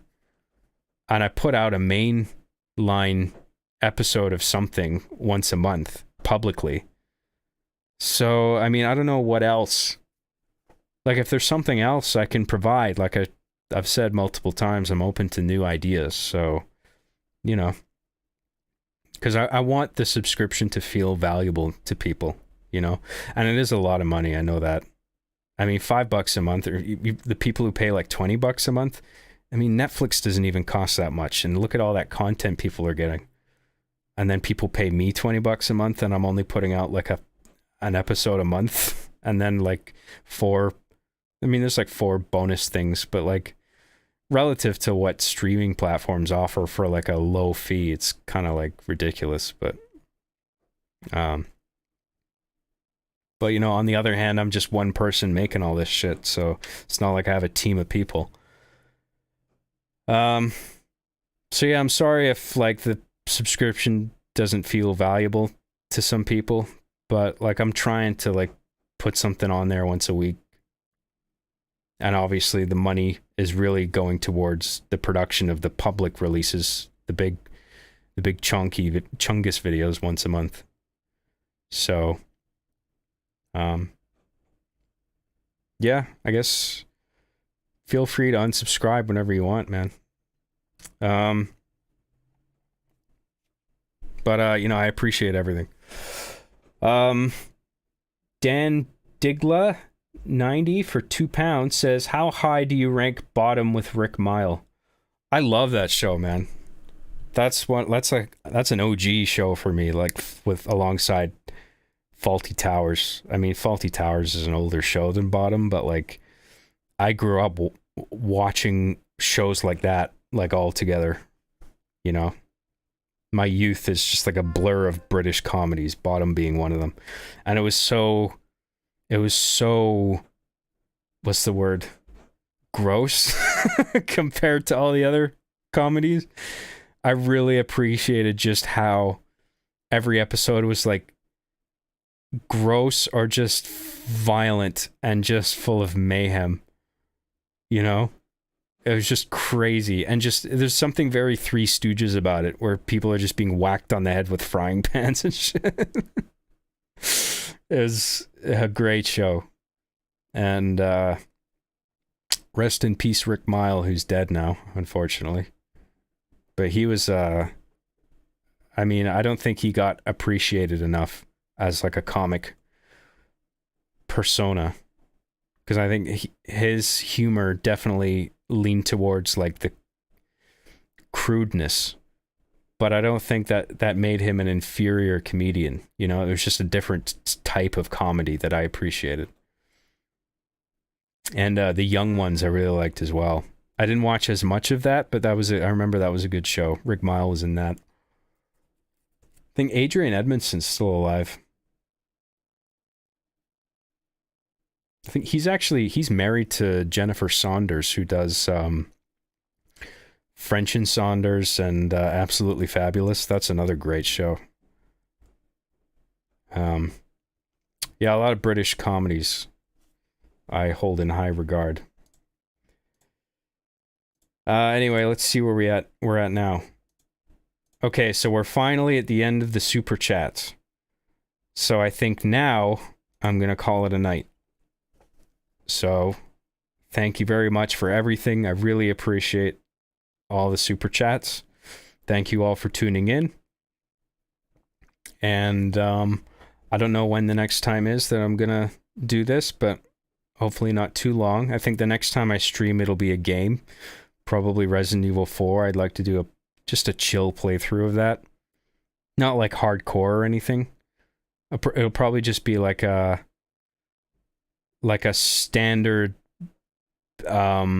new, like a new game, but like brand new, not with any like bullshit like the chicken hat or rocket launcher or special weapons, just like a standard playthrough of like a brand new game, and just like keep it chill. And like, so it's because standard mode's not that difficult, and I want it that way, so like I can get through it while being able to like maintain a train of thought and talk about things and engage with the audience at the same time. So yeah, I think that'll be the next stream that I do. So thank you very much, everybody, for tuning in. I'm sorry I don't stream as often as people probably would prefer, but I got to work with my brain sometimes, which works in a funny way. I hope you're enjoying the uploads, all the bonus material for the patrons. Hope it all feels worthwhile. Deeply grateful for all the support. And I'll see you next time. Bye, everybody.